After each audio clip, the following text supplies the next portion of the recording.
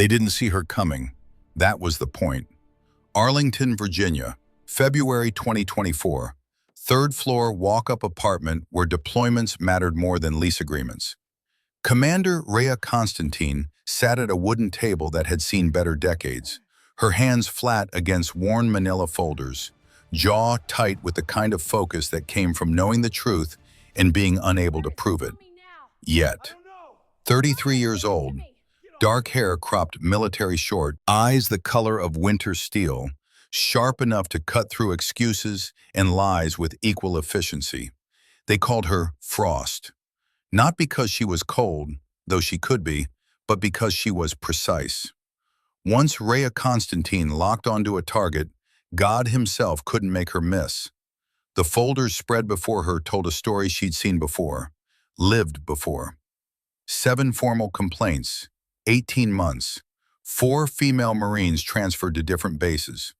Careers derailed, dreams abandoned. 3 complaints withdrawn after what the paperwork called peer counseling sessions, a bureaucratic phrase that meant intimidation, isolation, pressure applied until silence seemed safer than speaking. All of it signed off by the same man, Major Preston Hawthorne, executive officer at the Joint Warfare Conditioning Facility in California. 56 years old, silver hair, hard eyes, the face of someone who'd learned that power plus patience equals impunity. A man who'd been accused of similar behavior 28 years ago at Quantico. Investigated and cleared because the victim's testimony wasn't deemed credible. Because political connections mattered more than truth. Because the system protected those who knew how to work it. Rhea's phone buzzed. Encrypted line. She answered without preamble. Constantine. The voice on the other end was calm, controlled. The kind of voice that could talk you through defusing a bomb or inform you of your own death with equal composure. Colonel Garrett Aldrich, 69 years old, Pentagon consultant. The man who trained her 15 years ago when she was 18, and the Navy was just beginning to open SEAL training to women who could meet the standard.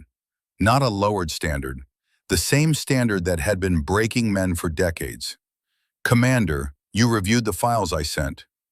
I did. Rhea's voice carried no emotion. Years of operations had taught her to keep feeling separate from function. Pattern matches Quantico 1996. Same executive officer, same tactics, same outcome. Complaints dismissed. Victims disappeared. Not this time. Aldrich's voice shifted. Something harder underneath. Something that sounded like old guilt finally finding its target. This time we have opportunity. Admiral Morrison is requesting integration assessment. Anonymous officer, no rank visible, just numbered armband. You'd go in as observer, but what you'd really be doing is becoming the target. Rhea finished the thought. No hesitation, no question.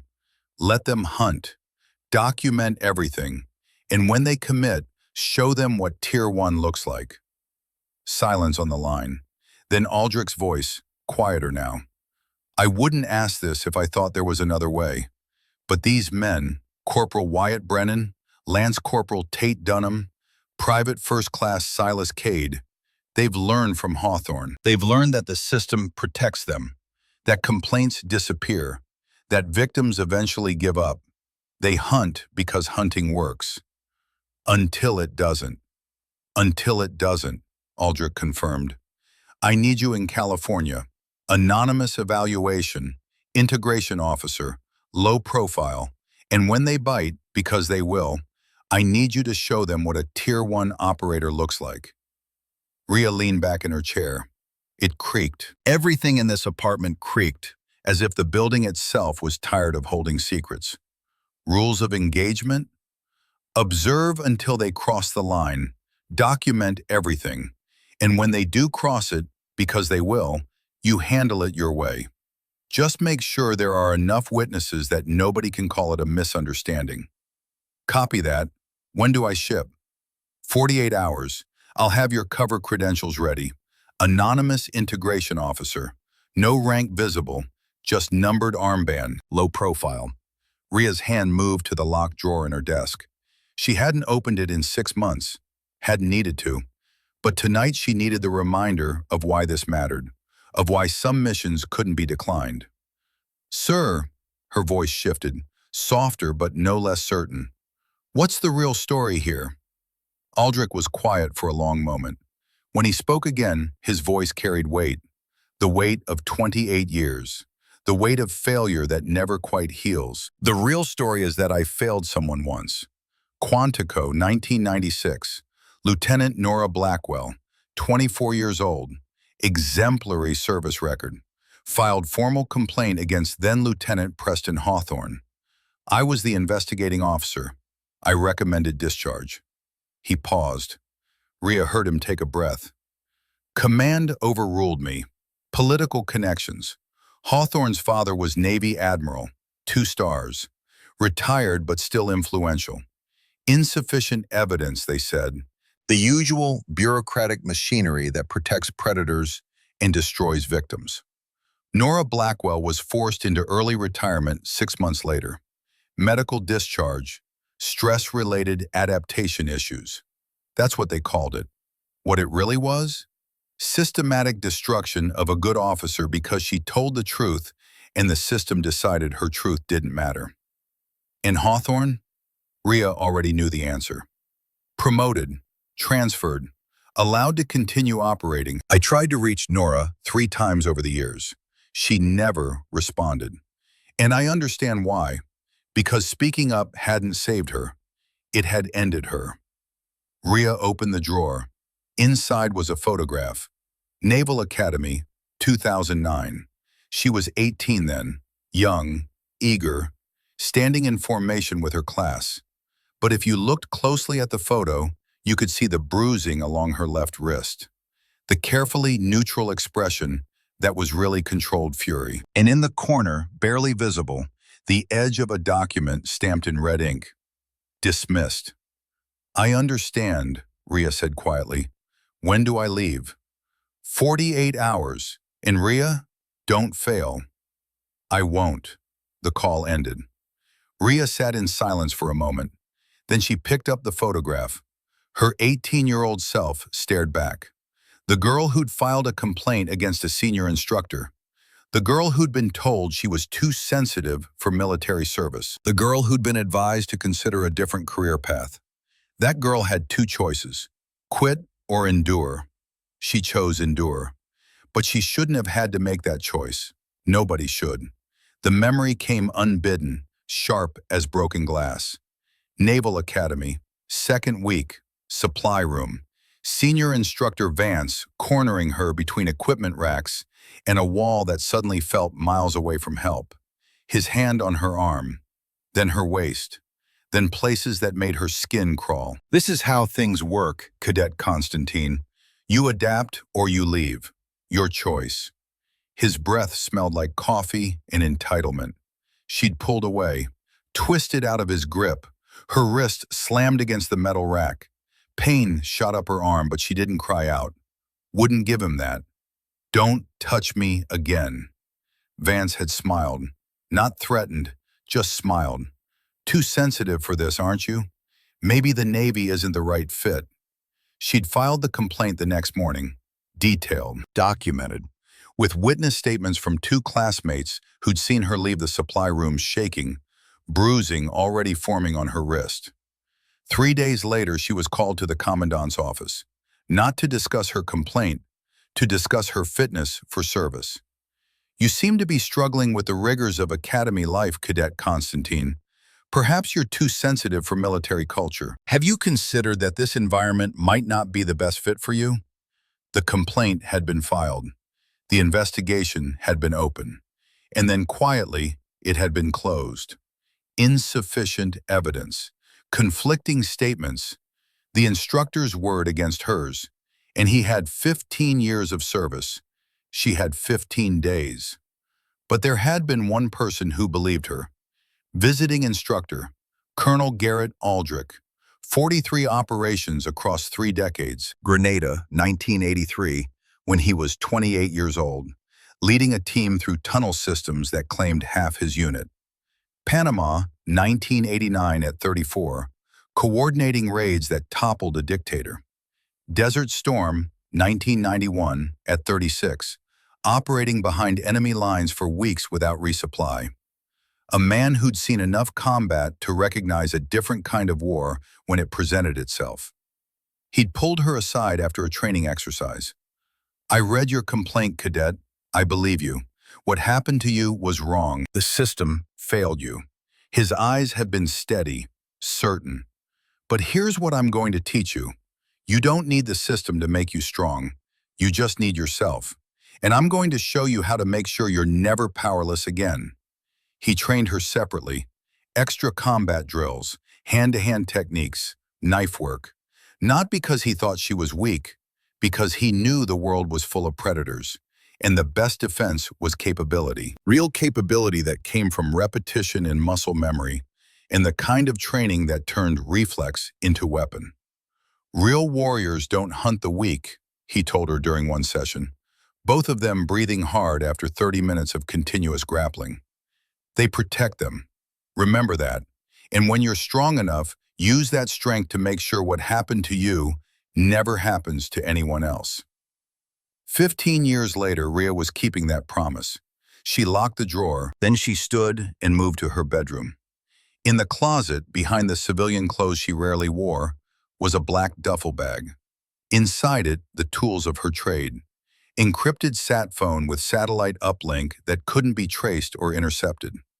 Micro recorders no larger than buttons, each one capable of 8 hours of crystal clear audio in military-grade encryption. Digital camera with telephoto lens and night vision capability. And wrapped in a towel, a knife. Not her standard issue blade. This one was older. Worn grip that had molded to hands over decades. Well-maintained edge that had been sharpened countless times, but never lost its purpose. The blade was inscribed with 4 words: "Patience conquers force." Aldrich had given it to her when she graduated SEAL training in 2013. He'd carried this knife through Grenada in 1985, through Panama in 1989, through Desert Storm in 1991. The knife had saved his life 6 times across 3 continents. She remembered the day he'd placed it in her hands. They stood on Coronado Beach, the Pacific stretching endless behind them. 22 years old, one of the first women to complete the program, the trident heavy in her pocket, the weight of history and expectation and breaking barriers she hadn't asked to break. "This taught me everything about patience," he'd said, the knife balanced on his palm. The afternoon sun catching the inscription, making the words seem to glow. About waiting for the exact right moment. About letting the enemy commit before you strike. In Grenada, I was trapped in a tunnel system with 7 hostiles between me and extraction. I could have fought my way out immediately, would have died. Instead, I waited, let them pass, took them from behind one at a time. Patience saved my life. This knife was the tool, but patience was the weapon. He'd extended it to her. "It's yours now. Use it to protect those who can't protect themselves." She'd taken the blade, felt the weight, the history, the responsibility. "Why patience?" she'd asked. Aldrich had smiled, a rare thing for him. "Because force is easy. Any fool can charge forward swinging. But patience? Patience is what separates good operators from great ones. You wait, you watch, you let the enemy believe they're winning. And then, when they're fully committed, when they can't retreat, when they think victory is certain, that's when you strike. With such precision, they never see it coming. That's the lesson I learned across 41 years. That's the lesson I'm giving you." Rhea tested the edge now, 15 years later. Still sharp, still ready, like her. She began packing. Minimal gear, change of uniforms, toiletries, running shoes for PT. Nothing that suggested anything beyond another faceless integration officer doing time until rotation ended. But in the bottom of the duffel, wrapped carefully, her real equipment, the recorders, the camera, the encrypted phone, and the knife. Everything she'd need to document predators and then dismantle them.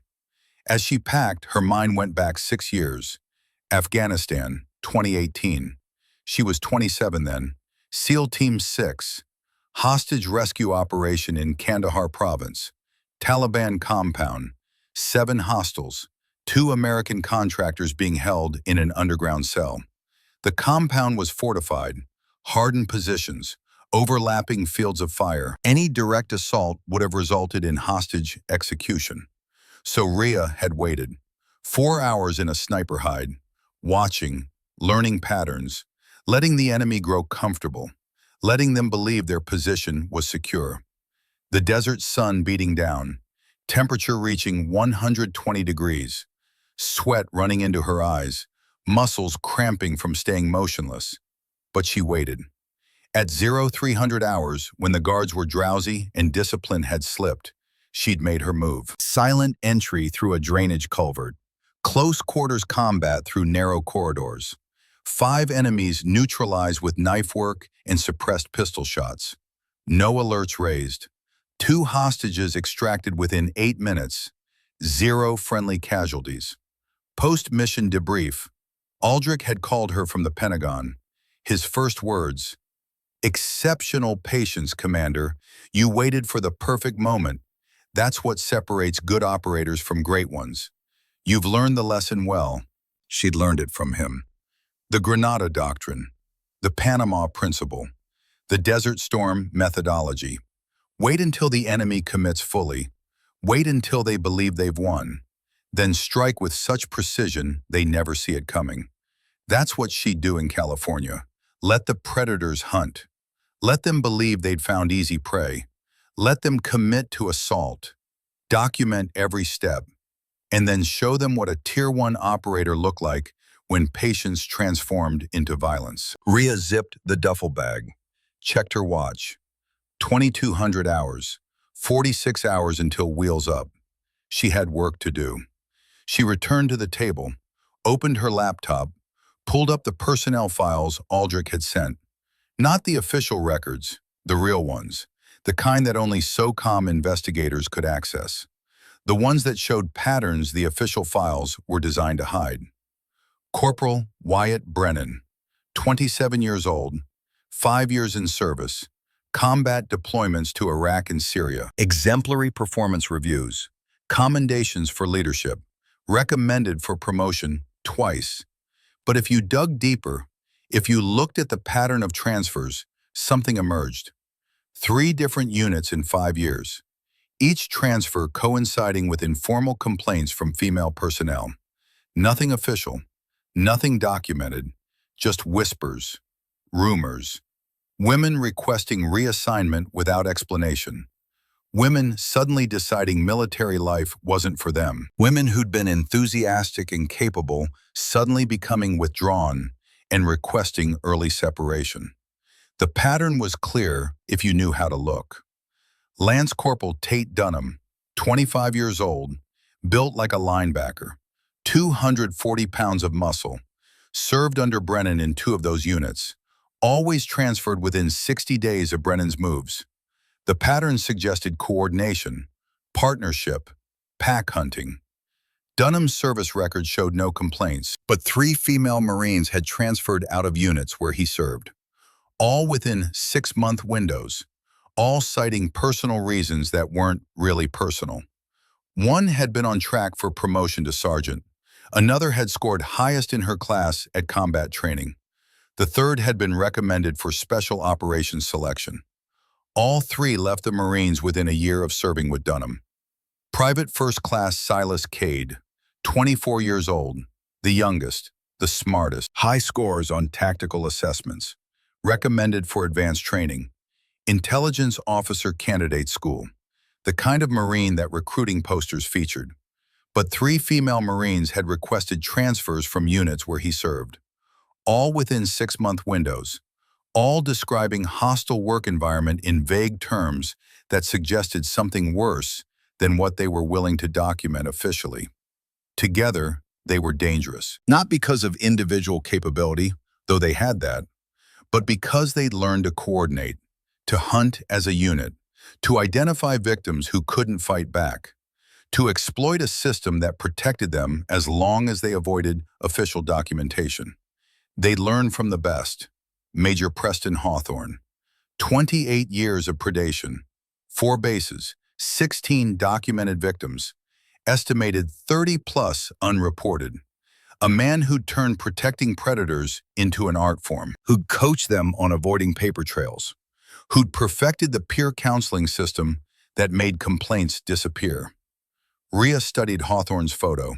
56 years old, silver hair cut with military precision, hard eyes that had learned to project authority and concern in equal measure. Distinguished service record, multiple commendations, fitness reports that described him as dedicated, professional, committed to mentoring junior personnel. The perfect cover. He was about to learn differently. Rhea closed the laptop. She had what she needed: context, pattern, target identification. Now she needed rest, because in 46 hours, she'd be entering a combat zone. Not Afghanistan, not Syria, somewhere more dangerous. An American military base where the enemies wore the same uniform she did. She lay down on her bed, didn't bother changing. Sleep came easily, not because she was relaxed, because she learned long ago to sleep on demand, to take rest when available, because you never knew when the next opportunity would come. Her last thought before sleep was a memory, not the complaint, not the dismissal, something later, something better. SEAL graduation day, 2013. She was 22, one of the first women to complete the program. Standing in California's sun, Aldrich placing the trident in her hands. "You've earned this," he'd said, "not because I trained you, but because you refused to quit when quitting was easier. You've proven you belong, not by demanding it, but by demonstrating it." He'd stepped closer, voice dropping so only she could hear. "And now you carry a responsibility, to honor this trident, to protect those who can't protect themselves, to be the warrior this nation needs, even when that means standing against those who wear the same uniform, especially when it means that."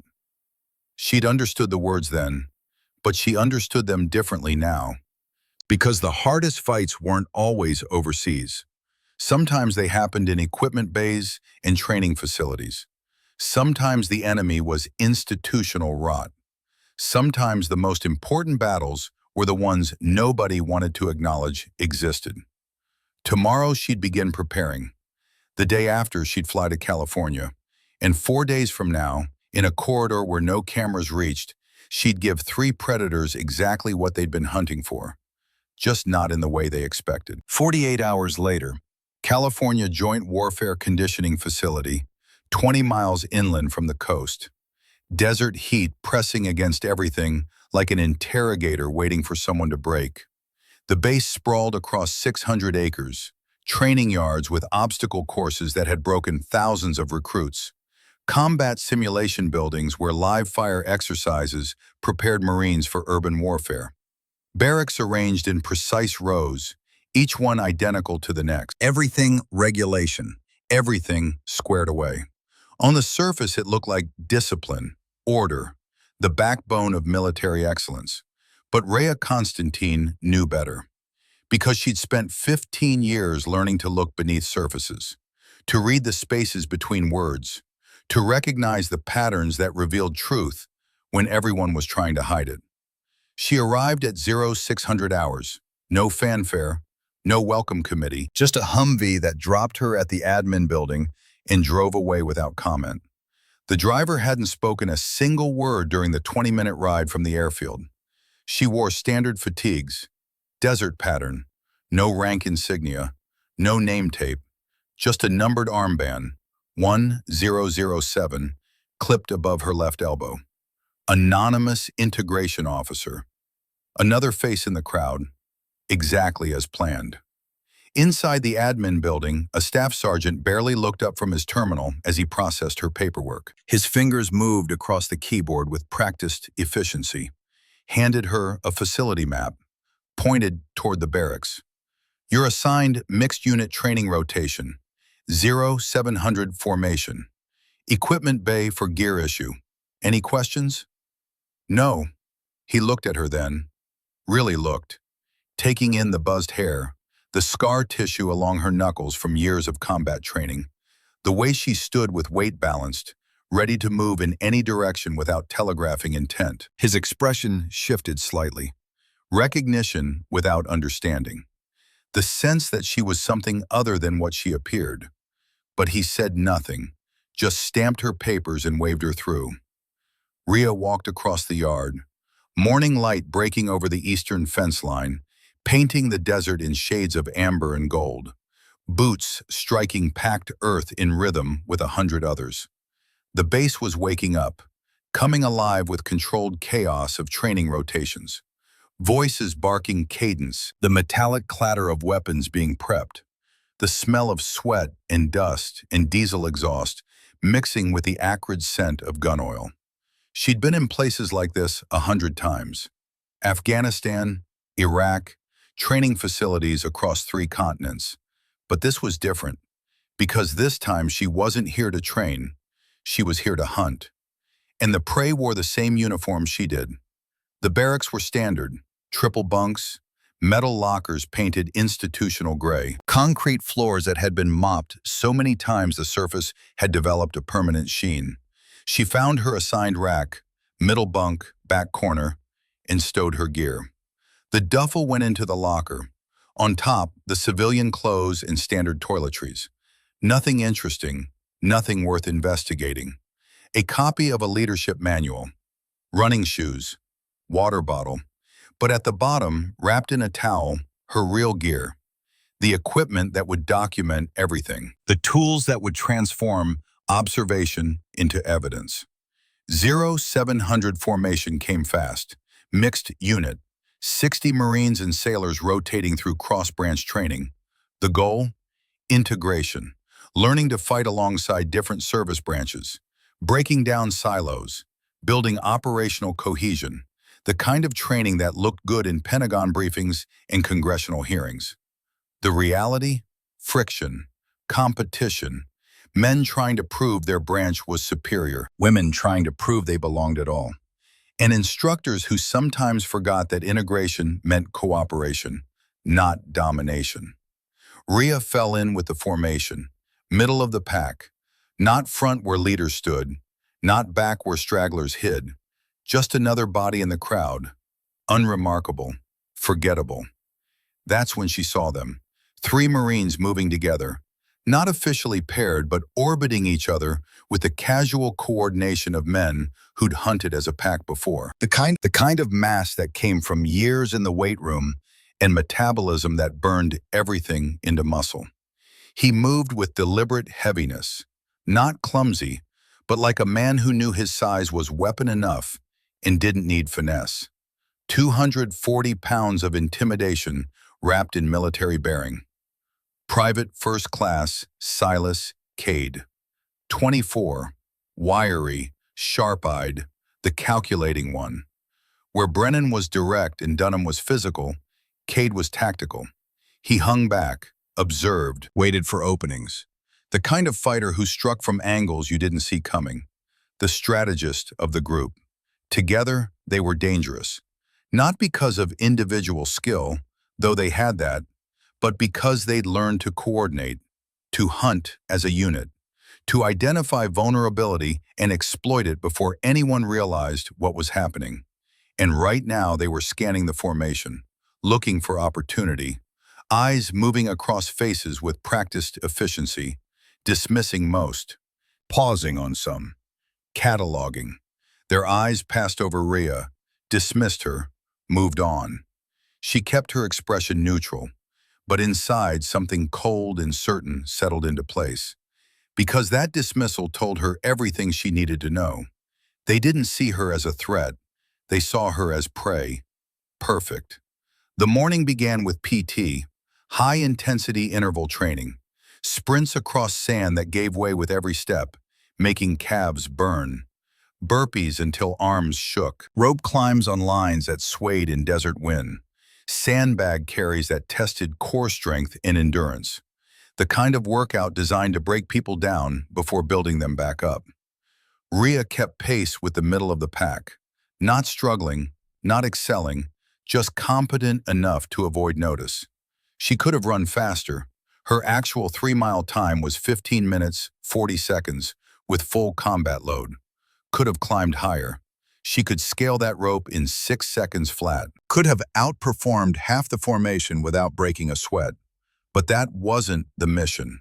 The mission was to look vulnerable, to seem like easy prey, to make predators believe they'd found what they were hunting for. She watched Brennan, Dunham, and Cade as she moved through the exercises. They excelled, pushed hard, made sure instructors saw their performance. Brennan finished the run 3rd overall. Dunham led in strength exercises. Cade's technical precision on the obstacle course earned nods from the training NCO. But between sets, when instructors weren't watching, their attention drifted to the women in formation. Assessing, categorizing, the predatory focus returning when authority wasn't looking. Private Marlo Quinn, 22 years old, blonde hair pulled back in regulation bun, Oklahoma accent that came through even when she was gasping for air. She struggled with the rope climb, fell twice, got back up both times. Determination etched across her face, jaw clenched, eyes fierce even as her muscles trembled. Brennan watched her fall, smiled. Not encouragement, amusement. The smile of someone watching entertainment, watching weakness being exposed, watching opportunity being created. Rhea filed that away. Marlo was already a victim, already targeted. The question was whether she'd reported it, whether she'd been dismissed, whether she was still here because she had nowhere else to go, or because she was tougher than they realized. After PT came weapons drills. M4 carbine, disassembly, and reassembly, blindfolded, timed, standard USMC qualification. Rhea took her position at the weapons table, M4 laid out before her, components arranged in precise order, upper receiver, lower receiver, bolt carrier group, charging handle, magazine well, trigger assembly. She'd done this thousands of times, could do it in her sleep, in combat, in pitch darkness with incoming fire and explosions rattling her teeth. Her personal record was 14.3 seconds. But today she made herself slower, fumbled slightly with the bolt carrier group, let the charging handle slip once. Took 45 seconds when she could have done it in 18. Adequate, forgettable. Just another integration officer maintaining minimum standards. 3 tables over, Cade finished in 22 seconds, called out his time, made sure everyone heard, looked around to see who was watching, making sure his superiority was noted. Rhea glanced his way, caught his eyes on her, not her weapon, her, the way a hunter watches wounded prey, assessing, calculating, determining whether the target is worth the effort, whether the hunt will be easy or require work. She looked away, let her shoulders curve slightly inward, a subtle body language shift that signaled uncertainty, vulnerability, the kind of physical tell that predators learn to recognize and exploit. Cade's smile widened. By midday, the pattern was established. Rhea performed adequately, but not exceptionally. Made small mistakes that seemed genuine, asked occasional questions that suggested she was trying, but not quite getting it, positioned herself as competent, but not threatening. Just another integration officer trying to keep up with elite Marines, doing her best, but clearly out of her depth, maintaining standards, but just barely. And Brennan, Dunham, and Cade noticed, started positioning themselves near her during drills. Not obviously, just gravitational pull, orbiting closer, testing proximity, seeing how she reacted to their presence. During the lunch break, Rhea sat alone at a corner table in the chow hall, ate quickly, kept her head down. The universal signal of someone who didn't want attention, who wanted to be invisible, who hoped to get through the day without incident. Brennan walked past her table, deliberately bumped it with his hip. Not hard, just enough to rattle her tray, make her look up, force acknowledgement. He kept walking, didn't look back, didn't apologize. The bump calculated to seem accidental, but felt deliberate. Rhea said nothing, but her hand tightened slightly on her fork. Just for a second, the only sign that she'd registered what happened, then relaxed. This was the game. Let them test. Let them push. Let them believe they controlled the interaction. And document every single contact for the moment when documentation would matter. The micro recorder in her cargo pocket captured it all. The bump, the silence, the implicit message being sent. Every interaction time-stamped and encrypted, building a case one incident at a time. The afternoon brought combatives training, MCMAP, Marine Corps Martial Arts Program, Level 3 techniques, grappling, joint manipulation, weapon retention. The kind of close-quarters combat where skill mattered more than strength and positioning trumped size. Rhea was paired with Dunham. He outweighed her by 80 pounds, stood 4 inches taller, and when the instructor called, "Engage," he came at her with confidence bordering on arrogance. She let him take her down. Not dramatically, just allowed his weight advantage to work. Ended up on her back with him in mount position, his knees pinning her arms, his weight pressing down on her chest. He applied pressure, not enough to hurt, just enough to dominate, to prove a point, to establish hierarchy. "This is where you belong," his body language said. Underneath, controlled, helpless. The instructor called, "Stop." Dunham stood, extended a hand to help her up. The gesture seemed polite, chivalrous even, but it was another form of dominance, forcing her to accept his help, making her acknowledge his superiority. Rhea stood without taking it, a subtle thing, but Dunham noticed. His eye just making him work for it, showing enough skill that he couldn't dismiss her entirely, but not so much that he'd recognize danger. Forcing him to use technique instead of just mass, making him think she was learning, improving, but still beatable. After the third round, Dunham was breathing hard, sweat running down his face, muscles starting to fatigue from repeated efforts. Rhea's breathing remained steady, controlled. The breathing of someone who could go for hours without slowing down. He noticed bodies. Predators don't hunt what scares them. They hunt what looks like prey. So if you want to catch a predator, you have to make them believe they're hunting you. You have to let them commit. You have to give them enough rope to hang themselves. And then, when they're fully exposed, when they've crossed the line and can't retreat, that's when you show them what you really are. By 1800 hours, Rhea was exactly where she needed to be, established as a presence.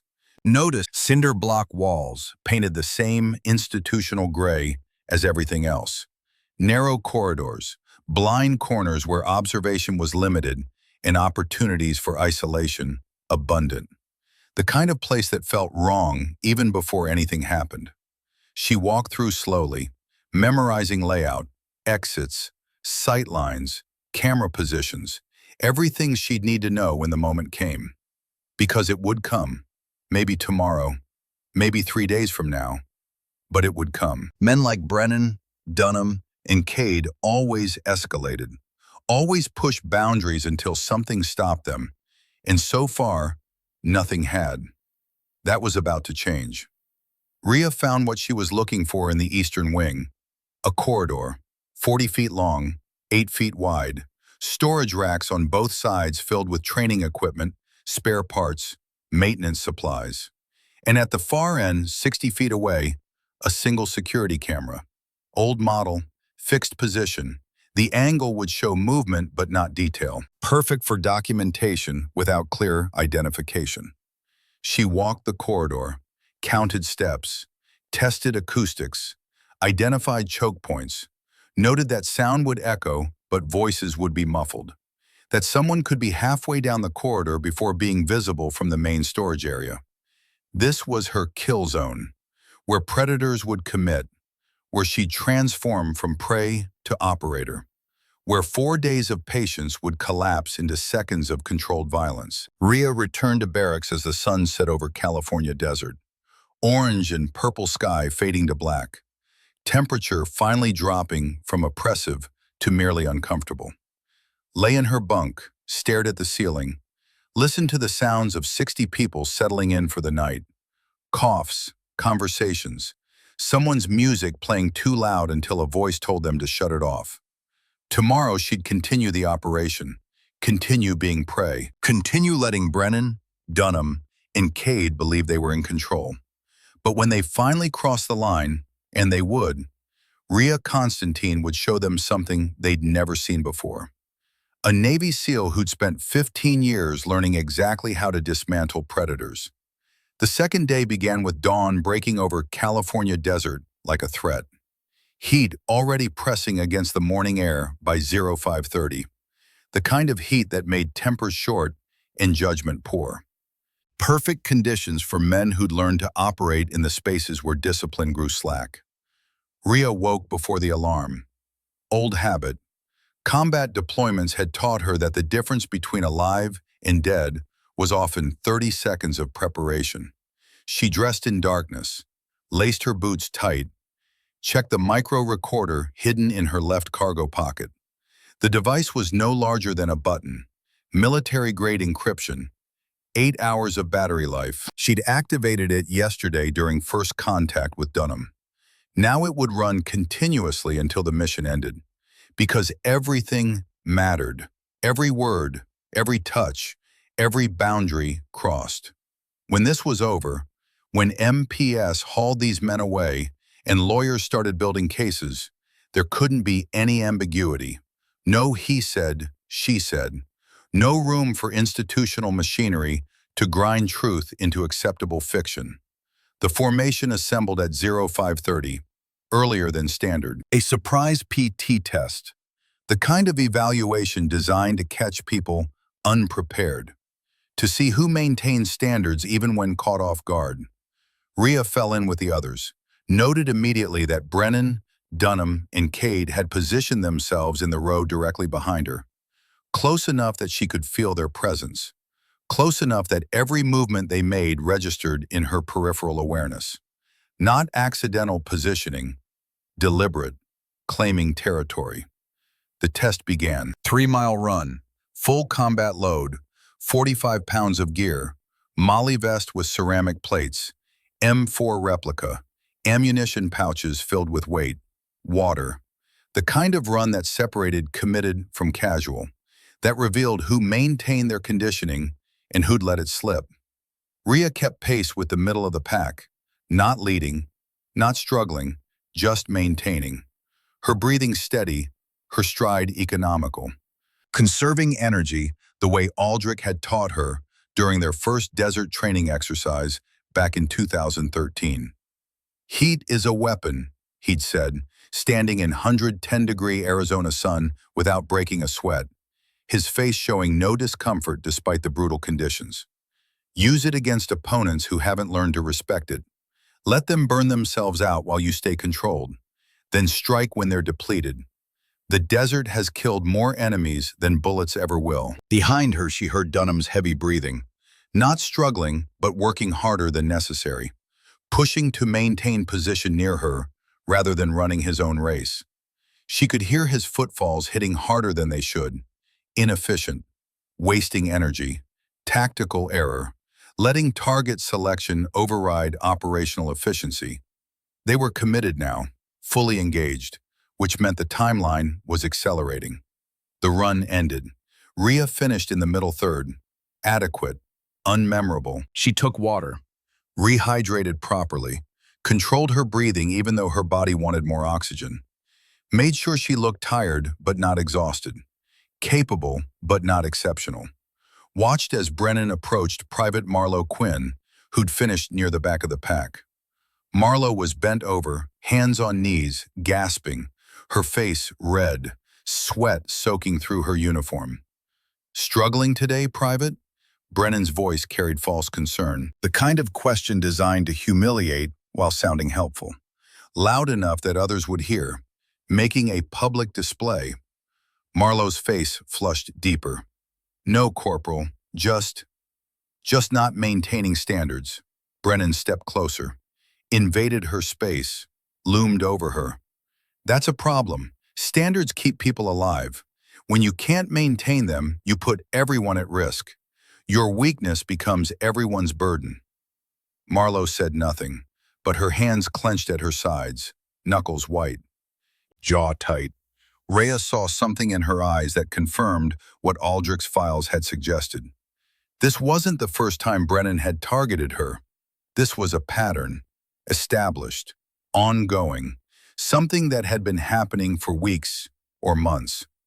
Rhea filed that observation, added it to the growing tactical picture, then turned away as if uninterested, as if she hadn't noticed, as if she wasn't cataloging every interaction for the moment when documentation would matter. The morning continued with weapons qualifications, M4 carbine, moving targets, stress fire exercises, the kind of shooting that required focus under pressure. Wind was picking up, making long-range shots more difficult. Sand in the air reducing visibility. Rhea took her position on the line, loaded her magazine, 28 rounds, standard combat load. The weapon felt familiar in her hands. Extension of intention, tool calibrated to purpose. The targets appeared, pop-up silhouettes at varying distances, 50 meters, 100, 200, random intervals designed to keep shooters off balance. She engaged, controlled pairs, center mass, rhythm matching heartbeat, breathing synchronized with trigger press. She scored 41 out of 50. Qualified expert by Marine standards, but not exceptional, not memorable. Several shooters scored higher, including Cade, who made sure everyone knew his 47. Called it out, looked around, making sure his superiority was noted. But what Cade didn't know, what none of them knew, was that Rhea had deliberately missed 9 shots. Grouped them in a pattern that looked like wind drift and stress rather than intentional placement. 3 shots left, 2 right, 4 low. The pattern of someone competent but not skilled. Someone trying hard but not quite getting there. Because exceptional shooting would have raised questions, would have made her remarkable, would have broken her cover as just another integration officer. And she needed them to keep underestimating her for 48 more hours. By midday, the harassment had escalated. Subtle, still. Deniable, but unmistakable to anyone paying attention. During hand-to-hand combat drills, Dunham was again paired with Rhea. This time, his techniques were rougher. Pressure applied longer than necessary. Positions held beyond the instructor's call to break. Hands lingering where they shouldn't. Weight pressed down harder than training required. Not enough to cause injury, just enough to establish dominance. To make a point. To send a message. When they reset for the 3rd round, Dunham leaned close, his breath hot against her ear, smell of sweat and something else. Aggression, entitlement. You're tougher than you look. I like that. The words weren't compliment, they were assessment. Predator confirming prey characteristics before committing to the hunt.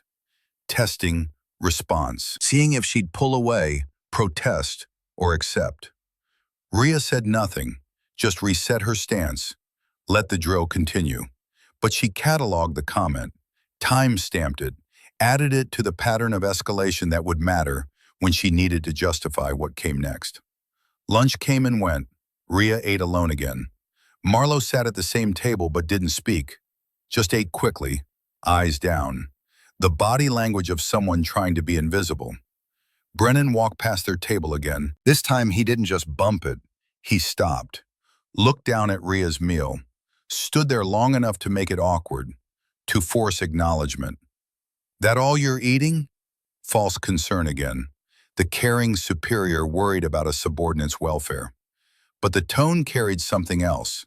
Mockery, challenge. Need to maintain your strength out here. Never know when you'll need it. The threat was implicit, wrapped in words that could be defended as helpful. But the tone carried weight. Suggestion, promise, Violence waiting for excuse. Rhea met his eyes, held them for exactly 2 seconds, long enough to show she'd heard, not long enough to be challenging, then looked back down at her food. Brennan smiled, walked away. But as he passed, his hand brushed her shoulder. Brief contact, casual, deniable. But Rhea felt it for what it was. Territory being marked, boundaries being tested, the predator announcing his intention before the strike, moving from observation to contact, from testing to claiming. 40 hours left. The afternoon brought tactical movement exercises, squad-based, moving through simulated urban terrain, learning to coordinate across service branches, building the integration that justified this entire facility's existence. Rhea was assigned to a mixed squad, 6 Marines, 4 sailors. She positioned herself in the middle of the formation, not point, not rear security, just another body in the tactical movement. Cade ended up next to her, close, closer than tactical spacing required. When they moved through a narrow corridor in the kill house, his body pressed against hers. Not accidental, deliberate, using the confined space as excuse for contact. Tight quarters, he muttered, voice low, almost intimate. Got to get comfortable being close to your teammates, get used to it. His hand brushed her hip, then her lower back. Brief contacts that could be explained as navigational adjustment, steadying in close quarters. Standard operating procedure, but weren't. The touches lingered, fingers pressing, claiming, testing. Rhea kept moving, didn't react, but she marked the escalation. Verbal to physical, testing to touching. They were accelerating faster than she'd projected, which meant the timeline might compress. Final confrontation might come sooner than expected. She adjusted her operational planning accordingly. That evening, instead of returning directly to barracks, Rhea walked the facility perimeter, familiarizing herself with layout, memorizing routes, identifying choke points, everything she'd need when documentation phase transitioned to intervention phase. She passed the equipment bay, the building where victims had been cornered 16 months ago, where the pattern had been established, where men had learned they could operate with impunity as long as they avoided cameras and witnesses. Rhea studied the approaches, the blind corridor on the eastern side, the storage area with limited visibility, the perfect trap for predators who'd learned to avoid observation.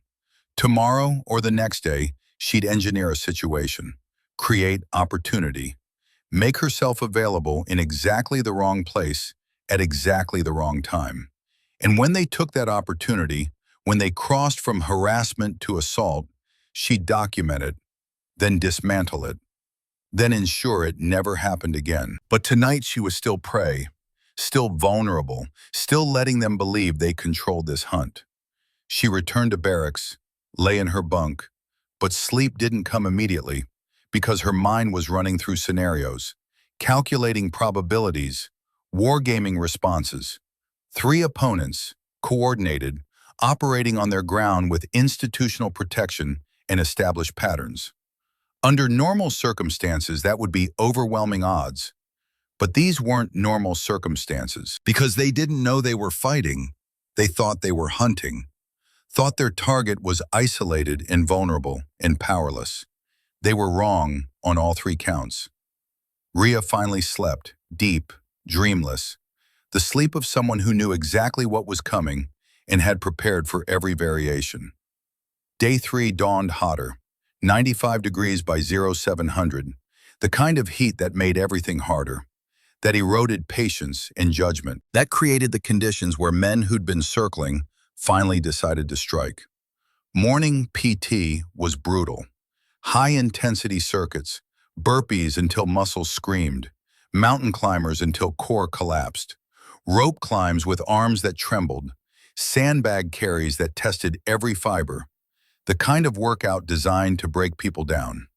Brennan positioned himself next to Rhea during the rope climb, watched as she ascended, his eyes tracking her movement with predatory focus, not admiring, calculating, assessing. When she descended, He was waiting at the bottom. "Good form," he said, then added deliberately, "for someone your size." The qualifier was intentional. Reminder of physical disparity. Establishment of hierarchy. You're smaller, weaker, less capable. The subtext clear even if unstated. Rhea nodded, said nothing, moved to the next station. But she noted the shift. Yesterday had been testing, today was decision. They'd moved from assessment to commitment, which meant the window was closing. The strike would come soon, maybe today, probably tomorrow. She needed to control the terrain. During the mid-morning break, Rhea made her first deliberate move. She approached the equipment bay alone, visibly alone, walking with purpose but no apparent awareness of vulnerability. Inside the bay, she browsed through gear, checking inventory, examining equipment, playing the role of integration officer doing her job. Nothing suspicious, nothing that would draw attention. She felt them before she saw them. Brennan, Dunham, Cade. Entering the base separately but converging, not surrounding her yet, just positioning, creating opportunity, moving with practice coordination, the kind of movement that looked casual but was actually choreographed. Rhea's heart rate didn't change. Her breathing remained steady. She continued examining equipment, letting them commit, letting them believe this was happenstance rather than engineering. They moved closer, started a conversation among themselves, loud enough for her to hear, talking about the morning's PT, about weakness, about standards, about people who couldn't maintain them. The words were aimed at her without being directed to her. Psychological pressure, establishing dominance through proximity and implication. Rhea finished her inventory check, turned to leave, found her path partially blocked, not completely, just enough to make her navigate around them, to force close contact. She moved, chose her angle carefully, and as she passed, Dunham's shoulder bumped hers, harder than necessary, hard enough to make her stumble slightly. Physical escalation disguised as crowded navigation. "Careful," he said, false apology. "Tight spaces." Rhea said nothing, just kept walking, left the equipment bay, returned to the training yard. But she'd accomplished her objective, established pattern, created opportunity. Now they knew she went to the equipment bay alone, knew she was accessible, knew she was vulnerable. Tomorrow she'd do it again. And tomorrow they'd be ready. They'd corner her properly, in the blind corridor where no cameras reached, where no witnesses would see. And then she'd show them what Tier 1 meant. The afternoon brought more tactical exercises, movement under fire, stress inoculation, learning to function when chaos erupted and precision became survival. During one exercise, Cade ended up behind Rhea in a stacked entry formation, his hands on her hips, ostensibly for tactical communication, actually for dominance, for continued boundary violation. "Stay tight," he muttered, voice low, intimate. "Follow my lead." His grip tightened, fingers digging in, pressure applied, message sent. This is what it feels like to be controlled, to be owned, to belong to someone else. Rhea didn't pull away, didn't protest, just accepted the contact, because protest would have been resistance, and resistance would have been acknowledgement, and acknowledgement would have validated their behavior as meaningful rather than pathetic. She waited until the exercise completed, then stepped away, casual, unremarkable, as if the contact hadn't registered. But it had. She documented it mentally. Time, location, witnesses, everything she'd need when the formal report was filed. After intervention.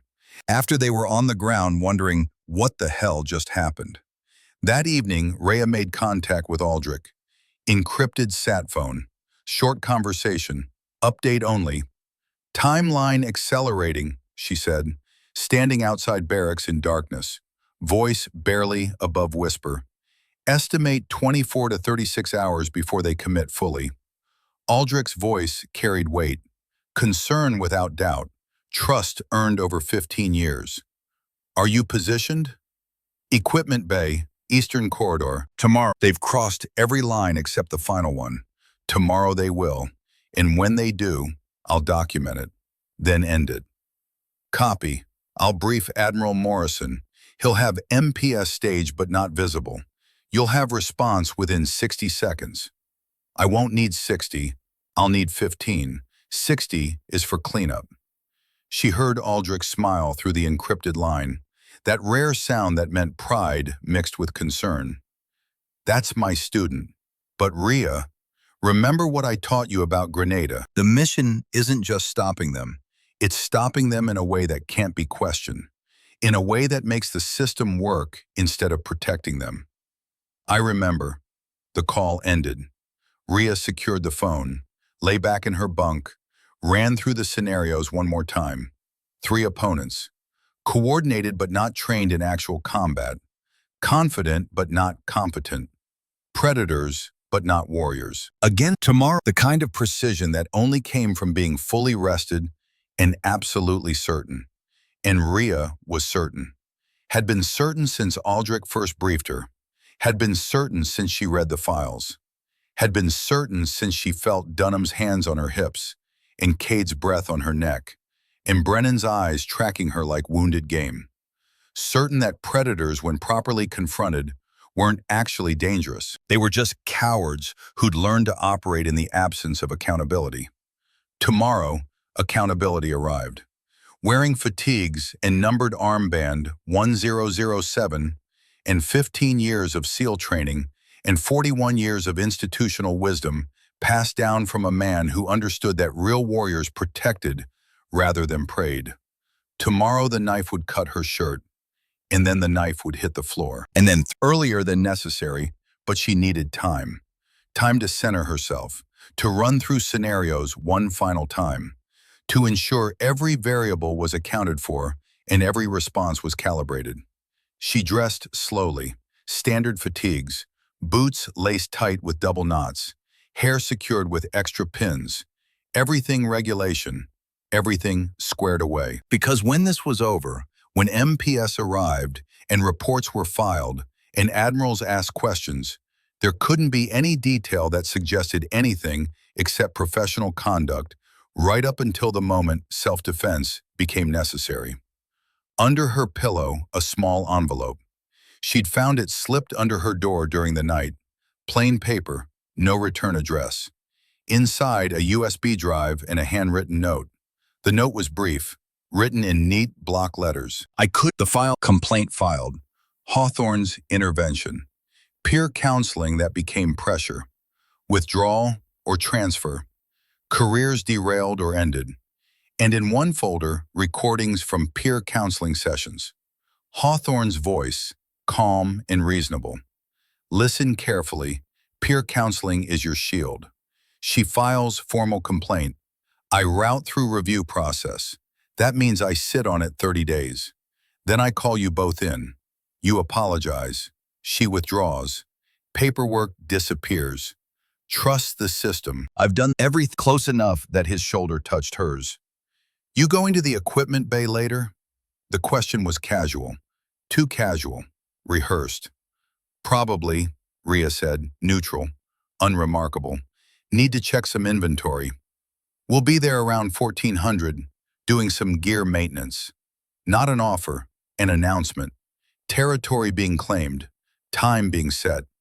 Rhea nodded, said nothing more, but inside the tactical clock started running. 1400 hours, equipment bay, Eastern Corridor.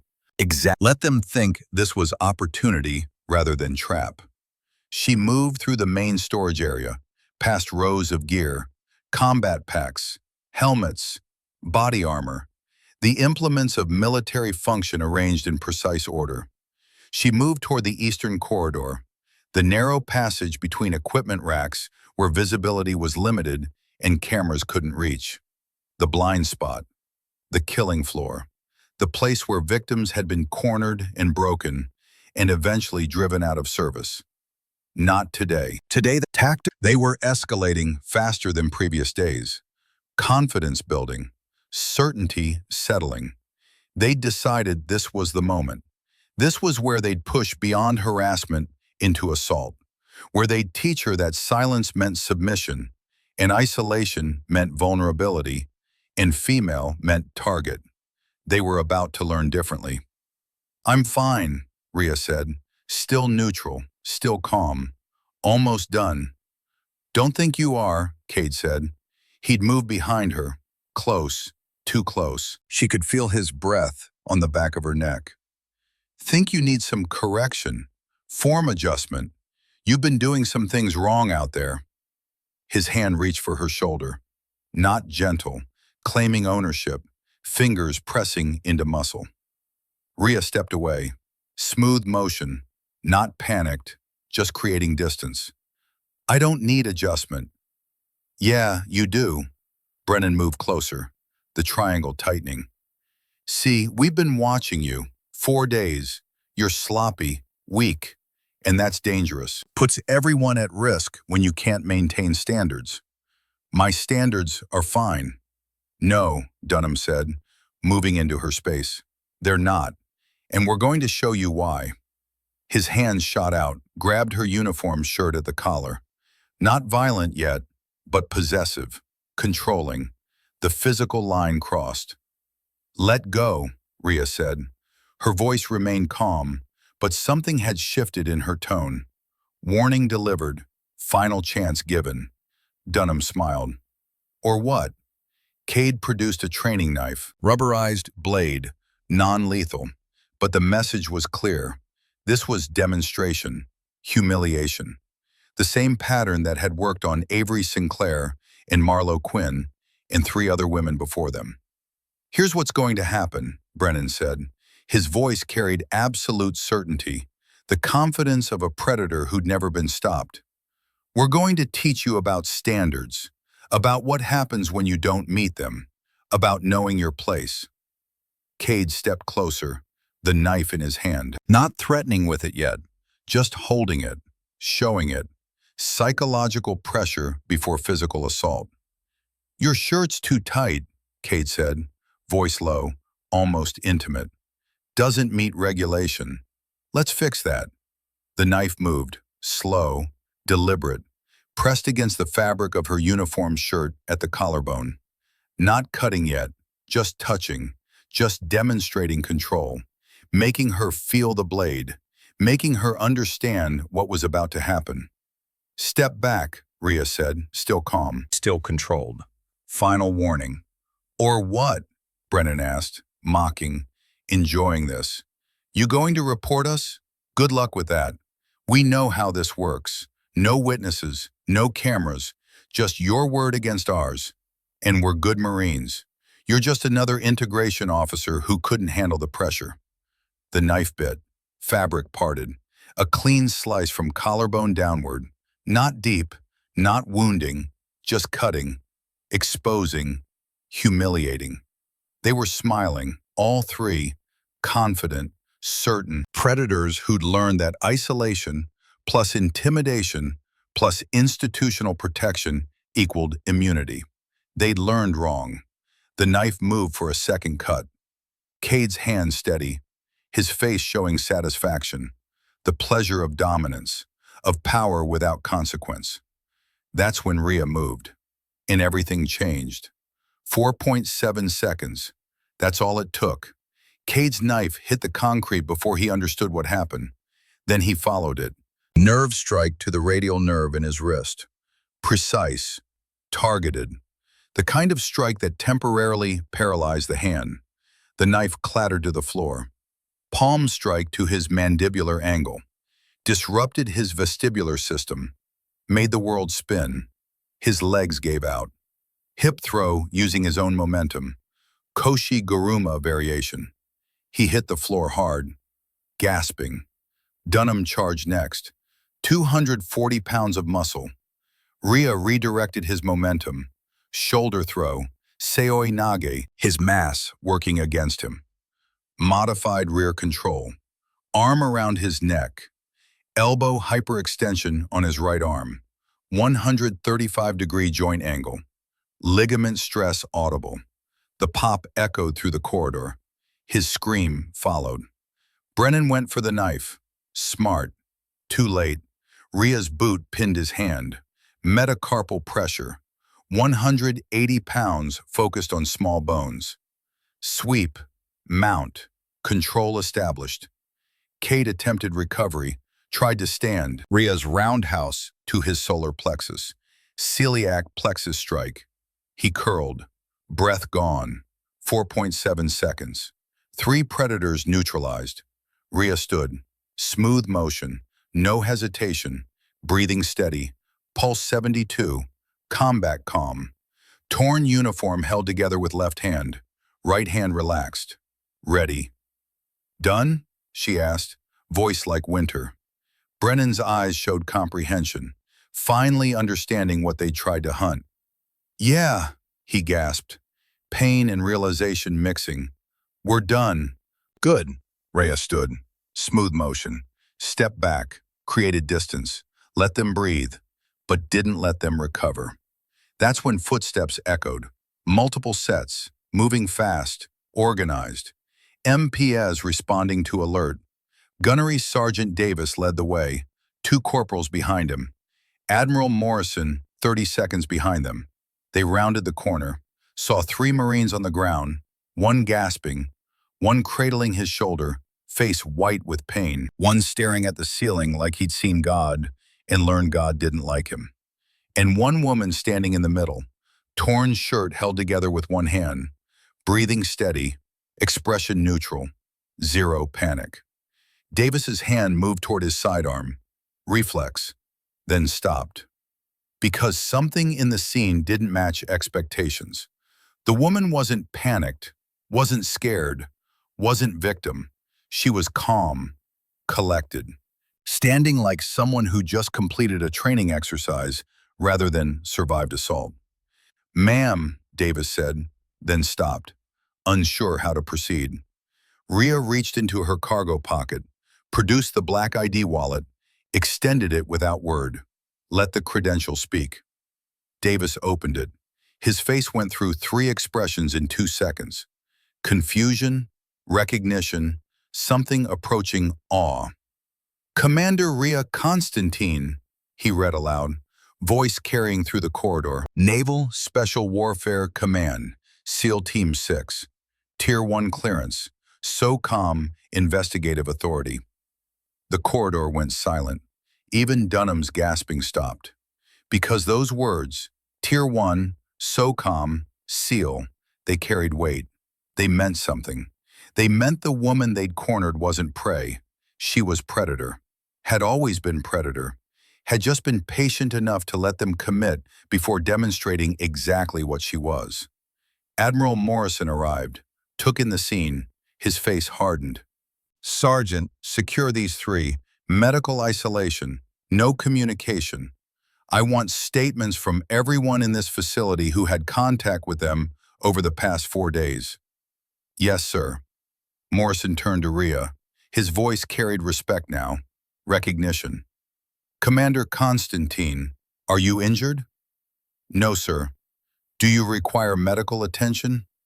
No, sir. Do you wish to file charges? Rhea looked down at Brennan, at Dunham, at Cade. 3 predators who'd learned that institutional protection wasn't absolute, that eventually accountability arrived. I don't file charges, Admiral. I make recommendations, and I recommend you call Colonel Garrett Aldrich at the Pentagon immediately. Because what happened here today isn't an isolated incident. It's the visible part of systematic failure. And SOCOM needs full debrief. Morrison nodded. Sergeant, get these 3 out of here. Commander, with me. As MPs moved to secure the 3 Marines, Brennan looked up at Rhea, his face carrying questions he couldn't articulate. How? Why? What just happened?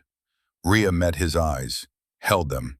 When she spoke, her voice carried something beyond calm, carried certainty, authority, the weight of 15 years proving herself and 41 years of institutional wisdom, passed down from a man who taught her that real warriors protected rather than preyed. You made 3 mistakes, she said quietly, each word deliberate. First, you assumed silence meant weakness. Second, you assumed isolation meant vulnerability. Third, you assumed that cutting a woman's uniform meant you were in control. She paused. You were wrong on all three counts, and now you'll have the rest of your very short military careers to think about why. She turned, walked toward the exit, left them on the ground with MPs in comprehension and the slow realization that everything they believed about power and protection and immunity had been illusion. That real operators didn't announce themselves, they just operated. And when predators emerged, real operators eliminated them. Not with rage, not with emotion, with precision, skill. Justice delivered so efficiently it looked effortless. Behind her, the corridor emptied. MPs hauling away 3 careers that had just ended. Morrison already on his phone with Aldrich. Davis securing the scene. Evidence being documented, patterns being revealed. The machinery of institutional accountability finally engaging. Because one operator had been patient enough to let predators commit before demonstrating exactly what Tier 1 meant. Rhea walked into California heat, torn shirt, steady breathing, mission complete, Phase 1 finished. Now came Phase 2, the investigation, the documentation. The systematic reform that would ensure this story didn't repeat. She reached for her sat phone, encrypted line. Aldrich answered on first ring. "It's done," she said simply, voice carrying satisfaction and exhaustion and certainty. Status, 3 subjects secured, 0 injuries except pride, and 1 shoulder that'll heal in 6 weeks. Evidence documented, Admiral engaged, full investigation timeline accelerated but clean. Silence. Then Aldrich's voice, carrying something she rarely heard from him. Pride. "That's my student. Well done, Commander. Well done." The call ended. Rhea stood in desert sun, felt heat pressing down, felt torn fabric against her skin, felt satisfaction of justice delivered and mission accomplished, and predators stopped. But mostly she felt certainty that this was what she'd trained for, what 15 years had built toward, what Aldrich's 41 years of wisdom had prepared her to execute. Real warriors protected. And today she'd protected Marlo Quinn and Avery Sinclair and prevented dozens more. Had proven that institutional rot, when properly confronted, wasn't invincible. That predators, when properly engaged, were just cowards. And that silence, when deployed strategically, was the most devastating weapon of all. Phase 1 complete, Phase 2 beginning. And somewhere in Pentagon basement office, Colonel Garrett Aldrich smiled because his student had just reminded the entire military establishment what real operators look like. They look like justice. And justice had just arrived in California desert. 4.7 seconds at a time. The debrief room was sterile. White walls, metal table, 2 chairs facing each other across a scarred surface that had seen countless interrogations and debriefings. Single fluorescent light that flickered every 17 seconds like a metronome counting down to something inevitable. This was where truth got extracted, where stories got tested against evidence, where the difference between justified action and excessive force got decided by men who'd never been cornered in corridors by predators wearing the same uniform. But Commander Rhea Constantine wasn't worried, because she documented everything, recorded timestamps, cataloged incidents, built a case so airtight that even institutional inertia couldn't dismiss it. And because sitting across from her wasn't some skeptical investigator looking for reasons to doubt, it was Admiral Morrison. And standing behind him, having arrived 90 minutes after the incident, was Colonel Garrett Aldrich. Aldrich looked older in this light, the fluorescent harshness revealing lines that Pentagon shadows had hidden. 69 years etched into features that had seen Grenada tunnels in Panama streets and Desert Storm sand. But his eyes were sharp, focused. And when he looked at Rhea, she saw something that mattered more than approval. She saw recognition, Operator to operator, mission accomplished. Morrison cleared his throat, adjusted the folder in front of him.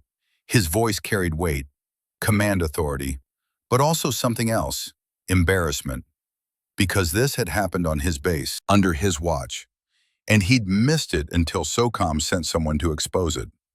Let's start from the beginning, Commander. Rhea walked him through it. 4 days of escalating harassment, verbal to physical, testing to touching, the pattern documented in her encrypted recorder, the timeline matching exactly what Aldrich's files had predicted. 3 predators, 1 method, institutional protection that had worked 6 times before, until it met someone who'd trained for 15 years to dismantle exactly this kind of threat. "The knife," Morrison said, his finger tapping the table. "Private Cade cut your uniform." "Yes, sir. Deliberate action intended to humiliate rather than wound. Classic dominance display designed to demonstrate control and establish hierarchy through violation." "And your response?" Rhea's voice remained level, professional, the voice of someone reporting mission results rather than defending actions. 3 techniques executed in sequence. Nerve strike to Cade's radial nerve to force weapon release. The knife fell immediately. Palm strike to mandibular angle to disrupt his equilibrium and prevent counterattack. Hip throw using Koshi-Guruma variation to neutralize immediate threat. Cade was down in approximately 1.4 seconds. She continued. "Dunham charged from my left. I redirected his momentum using Seoi-Nage's shoulder throw. His mass in aggression worked against him. Established modified rear control with elbow hyperextension. Applied pressure until ligament stress was audible. That's when he stopped resisting. Approximately 3.5 seconds total elapsed time." Morrison's eyes widened slightly, but he said nothing. "Brennan attempted to retrieve the knife. I used boot pin to his hand to prevent weapon recovery. Swept his legs. Estado mount control with wrist manipulation to prevent further action. Cade attempted recovery at that point. Single roundhouse to celiac plexus neutralized the attempt. Total engagement time, 4.7 seconds. All 3 subjects secured with no lasting injuries beyond bruised egos and 1 strained shoulder ligament that medical evaluation indicates will heal completely in 6 weeks. Morrison looked at Aldrich. "You trained her."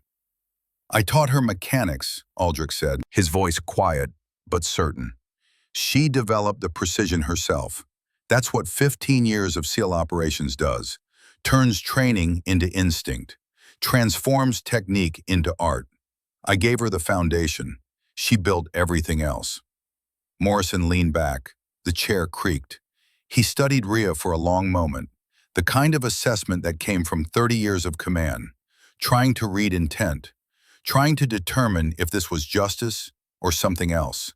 Finally, he spoke. "The question I have to ask, Commander, and I need you to understand this is for the record, for legal purposes. Was this a setup?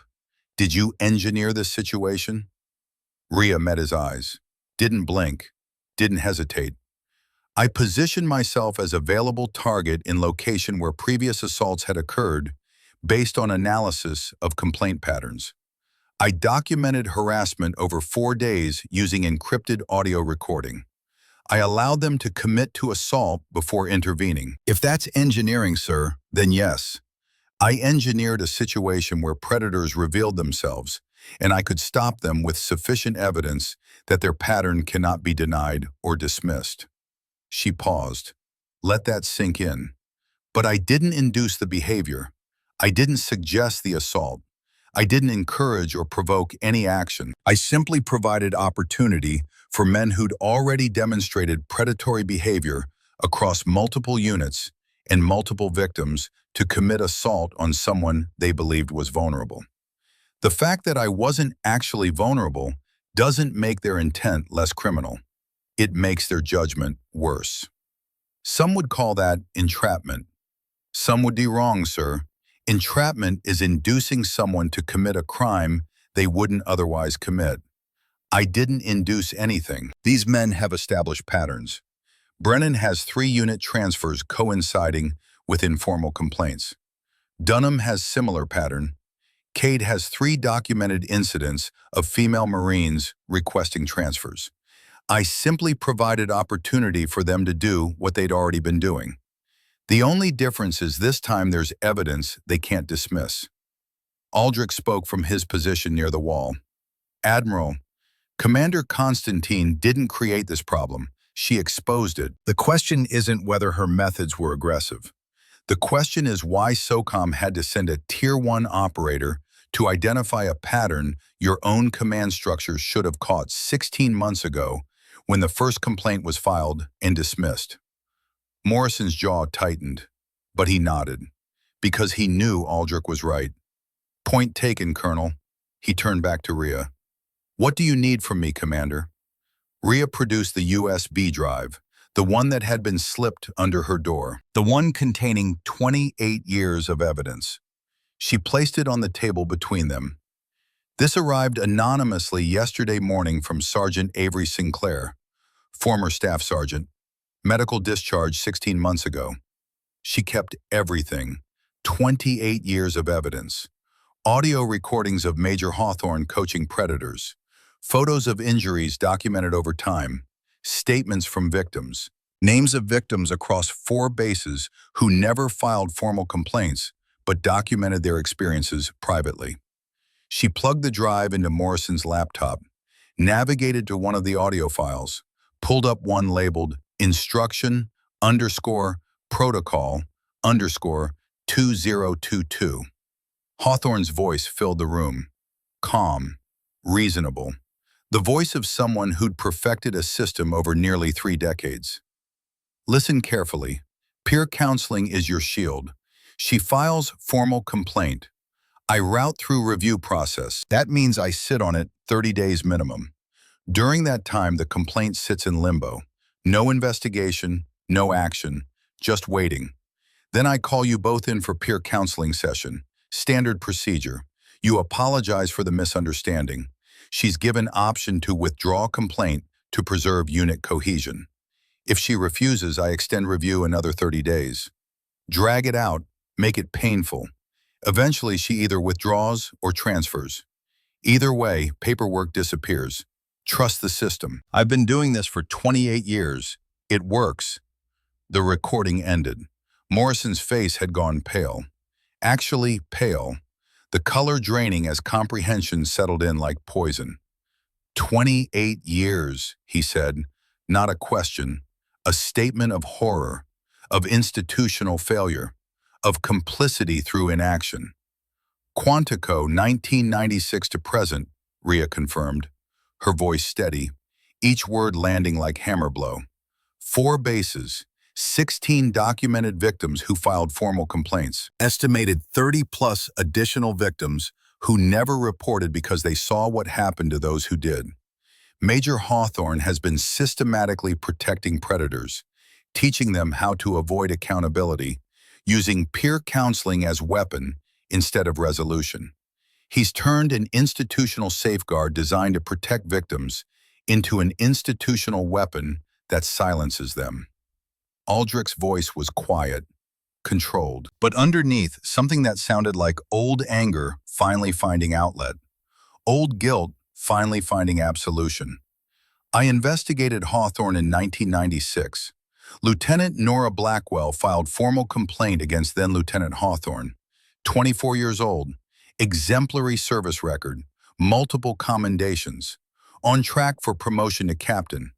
She filed complaint with full documentation, witness statements, timeline, physical evidence. He paused. The room silent except for the fluorescent light's 17-second flicker. I recommended discharge, court-martial proceedings. The evidence was overwhelming, but command overruled me.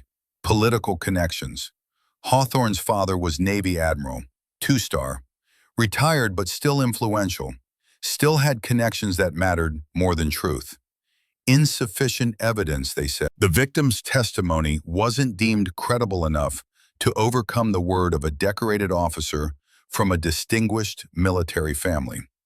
Lieutenant Blackwell was forced into early retirement 6 months later. Medical discharge, stress-related adaptation issues. That's what they called it. What it really was? Systematic destruction of a good officer because she told the truth, and the system decided her truth didn't matter. Morrison closed his eyes briefly. When he opened them, they carried weight, and Hawthorne continued operating. Moving from base to base, Aldrich confirmed, voice harder now. Building the same system. Each time someone complained, he'd either dismiss it as misunderstanding or route it through his peer counseling process. And because he was good at his job, because his performance reviews were stellar, because he knew exactly how to work the system, nobody connected the patterns. Nobody saw the trail of broken careers he left behind. Nobody wanted to see it. Rhea leaned forward slightly. I need access to every complaint filed in the last 24 months. Every transfer request from female personnel, regardless of stated reason. Every medical discharge coded for stress or adaptation issues. And I need to interview Sergeant Sinclair and Private Quinn. On record, video documented. Sinclair transferred out 16 months ago, Morrison said. I know, sir, but her pattern matches the others. And if we're building a case that demonstrates systematic failure rather than isolated incident, we need her testimony. She's the one who kept the evidence alive. She's the one who had the courage to document when speaking up would have been dismissed. Her testimony transforms this from 3 predators to institutional rot. And Quinn? Private Marlo Quinn, 22 years old, Oklahoma. She filed informal complaint against Brennan 6 months ago. Hawthorne dismissed it. Same peer counseling process. She withdrew rather than face retaliation. But she's still here, still serving. She deserves to know her complaint mattered, that speaking up wasn't weakness, that she was right and they were wrong. And the 3 subjects? MP medical isolation until SOCOM investigation team arrives. No communication with each other or anyone else on base. And I want their complete service records, not just official files, counseling notes, peer reviews, informal complaints that never made it to formal documentation, transfer requests from female personnel in units where they served, everything that shows the pattern. Morrison looked at Aldrich again. She always this thorough? She's Tier 1, Admiral. Thorough is the minimum standard. What she's really asking for is the evidence that proves Hawthorne has been systematically protecting these men for their entire careers. Because that's the real target here, not 3 predators who learned wrong lessons. The institutional rot that enabled them. The system that taught them predation works as long as you avoid documentation. Morrison picked up his phone, started making calls. Rhea could hear him speaking to JAG, to the base provost marshal, to personnel. While he worked, Rhea pulled up more files from the USB. 7 formal complaints over 18 months, all routed through Hawthorne as executive officer. All resolved through peer counseling or voluntary withdrawal. 0 formal investigations. 0 disciplinary actions. 0 consequences. Either Hawthorne was spectacularly incompetent at identifying predatory behavior, or he was actively protecting it and teaching it and encouraging it. The evidence made it clear which. 20 minutes later, a corporal escorted Private Marlo Quinn into the conference room. 22 years old, blonde hair still regulation tight, Oklahoma accent still present when she spoke. But her eyes carried something different now. Not fear, uncertainty mixed with hope, confusion mixed with possibility. The look of someone who'd been told she was wrong so many times she'd started believing it, but who'd just seen 3 predators hauled away by MPs and was beginning to wonder if maybe, just maybe, she'd been right all along. Ma'am, Marlo said hesitantly, standing at something resembling attention. I heard, people are saying, did you really? Are you really a SEAL? I am, Rhea said, her voice gentle but firm. the voice of someone stating fact rather than boasting. Commander, SEAL Team 6, and those three men, Brennan, Dunham, and Cade, they assaulted me in the equipment bay approximately 2 hours ago. Same pattern they used on you 6 months ago. Same location, same tactics, same intent. I documented it, then I stopped it. And now they're in custody pending SOCOM investigation. Marlowe's eyes went wet. Not crying, just relief so overwhelming it had to go somewhere. Physical manifestation of emotion too big to contain. I tried to report it, what Brennan did, what he said, how he touched me. I filed complaint with Major Hawthorne, detailed complaint, everything that happened, witnesses who could verify timeline. Her voice cracked slightly. He said I was mistaken, that Brennan was just doing his job as NCO, maintaining standards, that physical contact during training was normal, that I needed to be less sensitive if I wanted to succeed in military environment. He said if I pursued formal complaint, it would damage my career, that people would see me as troublemaker, that I'd never be taken seriously again. You weren't mistaken, Rhea said, the firmness in her voice cutting through years of institutional gaslighting, through 6 months of self-doubt and shame. You weren't oversensitive. You weren't troublemaker. You were victimized. And the man who dismissed you is being investigated for systematic protection of predators spanning 28 years. Because you weren't his first victim to report. And you weren't his first victim he dismissed. She leaned forward, made sure Marlowe was looking at her, making sure this truth landed. Because you were right, Marlowe. You were right and he was wrong. Brennan crossed the line. Hawthorne covered it up. And you're going to get to tell your story to people who will believe you, who will document it, who will use it to ensure this doesn't happen to anyone else. Marlowe sat down, hands shaking slightly, not from fear, from the sudden release of weight she'd been carrying for 6 months. What if they don't believe me? What if it's like before? What if they say I'm lying or exaggerating or... They will believe you, Rhea interrupted, voice certain. Because this time we have more than your word. We have pattern documented across 4 bases in 28 years. We have audio of Hawthorne explaining his system. We have 16 other victims willing to testify. We have evidence that proves systematic institutional failure. Your testimony isn't isolated complaint that can be dismissed. It's part of comprehensive case that proves Hawthorne and men like him have been operating with impunity because the system protected them. Aldrich spoke from his position near the wall, his voice carrying the weight of 41 years of service, 4 decades of seeing right and wrong and not always being able to act on the difference. Private Quinn, in my 4 decades in uniform, I've learned something that took me too long to understand. The bravest warriors aren't always those who charge enemy lines under fire. They're not always the ones who earn medals for valor in combat. Sometimes the bravest warriors are those who speak truth when everyone around them says, shut up. When institutional pressure says, stay silent. When career preservation says, don't make waves. He stepped closer. You spoke truth. You filed that complaint knowing it might end your career, knowing you'd be labeled troublemaker or difficult or oversensitive. That took more courage than anything I did in Grenada when people were shooting at me. More courage than Panama, more courage than Desert Storm. Because in combat, the enemy is clear. In this, the enemy wore the same uniform, worked in the same office, used the system as weapon. His voice softened. And now that courage is going to help ensure this doesn't happen to anyone else.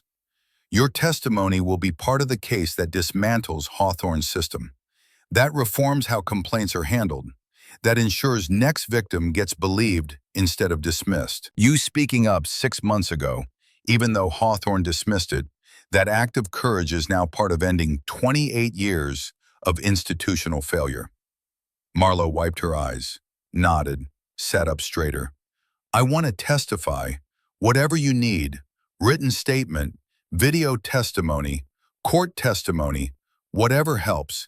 I want to make sure this doesn't happen to anyone else, that no one else has to go through what I went through, what Sergeant Sinclair went through, what all the others went through. You'll get that chance, Rhea said. General Thorne arrives tomorrow to lead formal SOCOM inquiry.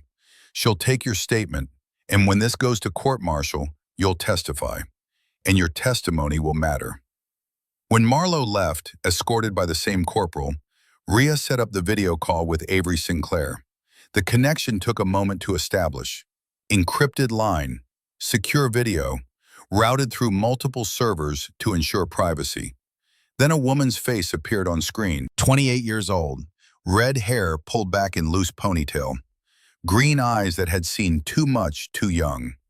But also something else now, something that looked like hope cautiously emerging after 16 months of darkness, like dawn after endless night. "Commander Constantine," Avery said, her voice uncertain, tentative, like someone testing whether it's safe to speak. "Sergeant Sinclair, thank you for the USB drive, and thank you for keeping evidence for 16 months when you had every reason to destroy it. When keeping it meant reliving trauma every time you looked at it. When keeping it meant hoping for justice that might never come." Avery's face showed surprise, then something like relief. "You got it. I wasn't sure. I sent it anonymously because I didn't know if I could trust anyone. Didn't know if this was another setup, another way the system would find to silence me. But I had to try, because if there was even a chance someone would listen." "We got it," Rhea confirmed, voice firm, certain.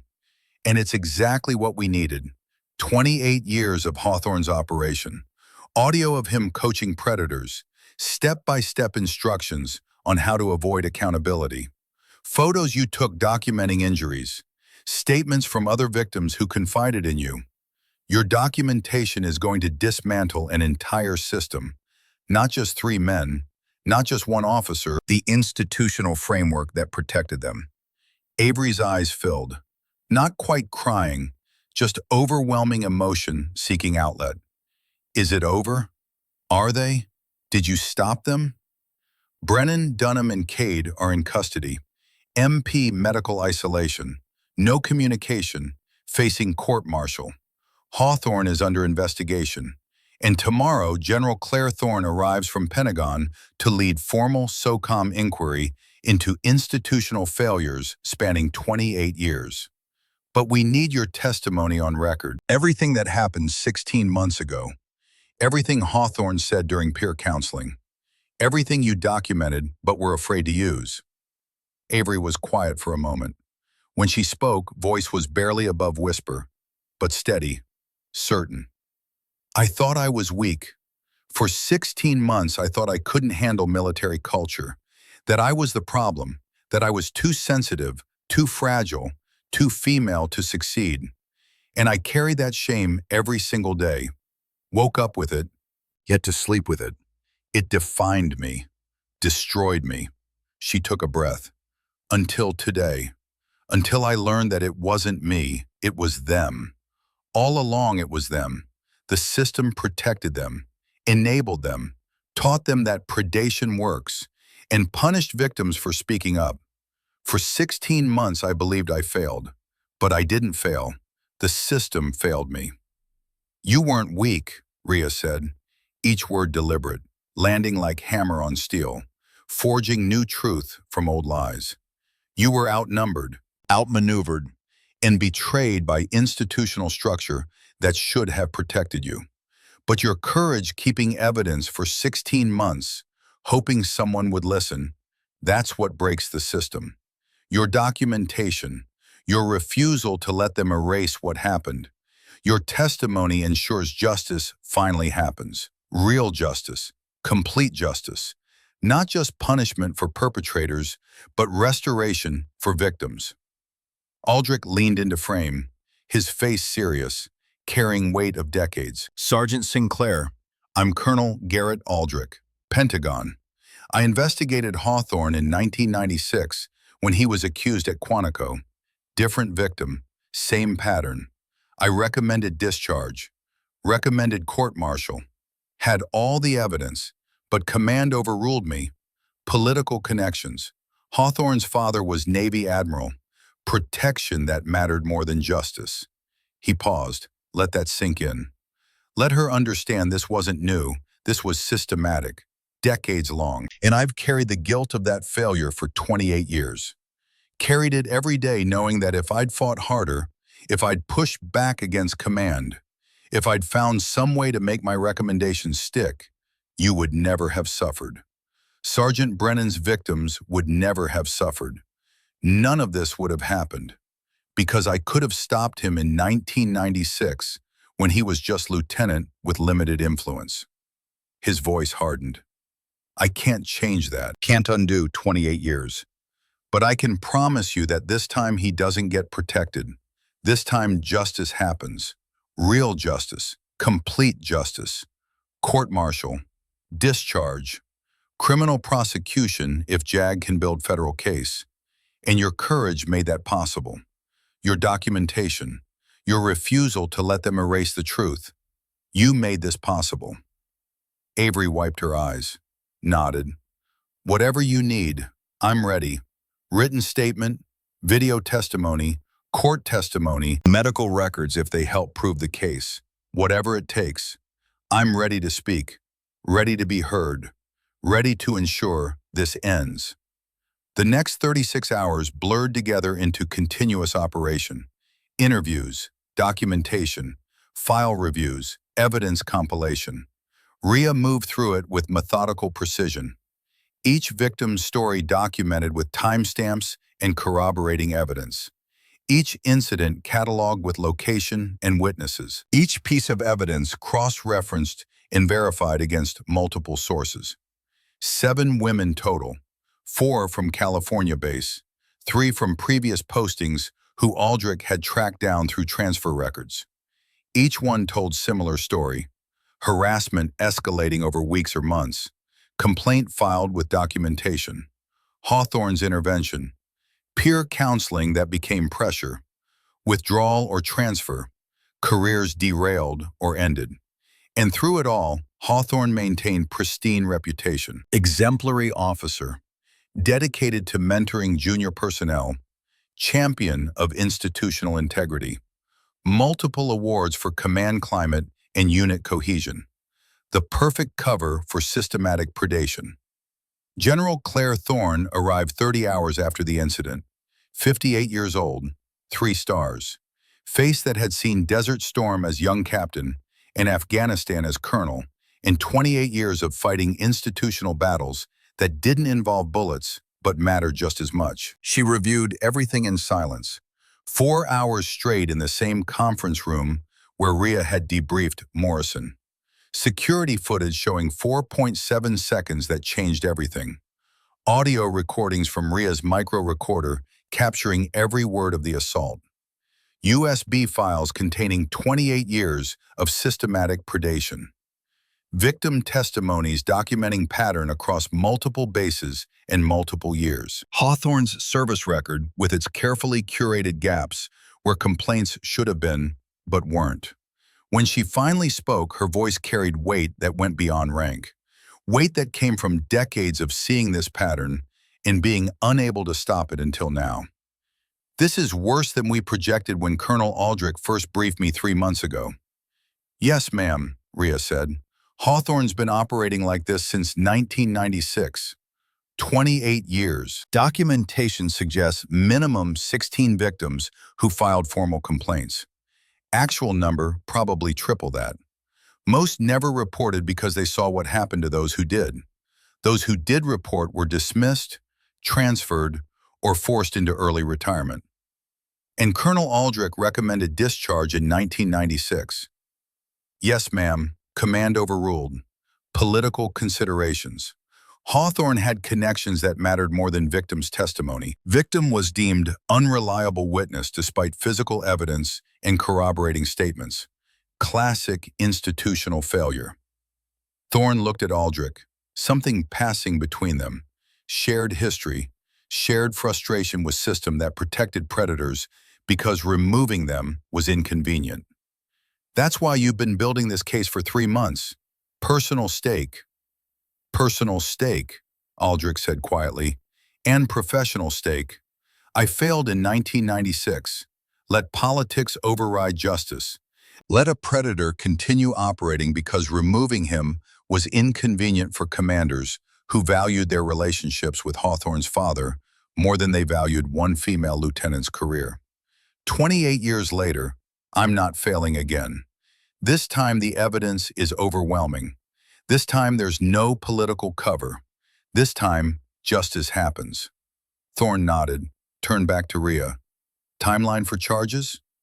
Formal charges within 48 hours. Arrest and confinement within 72. Court-martial proceedings begin within 30 days. This moves fast. No delays. No political interference. No backroom deals. Everything documented. Everything transparent. Everything designed to withstand appeals and ensure convictions stick. Good, because I've already briefed the Secretary of the Navy. This goes all the way up. When we move decisively, and when it's over, we implement reforms that ensure this never happens again. She pulled out a tablet, started making notes with practiced efficiency. What about the victims? Full support package?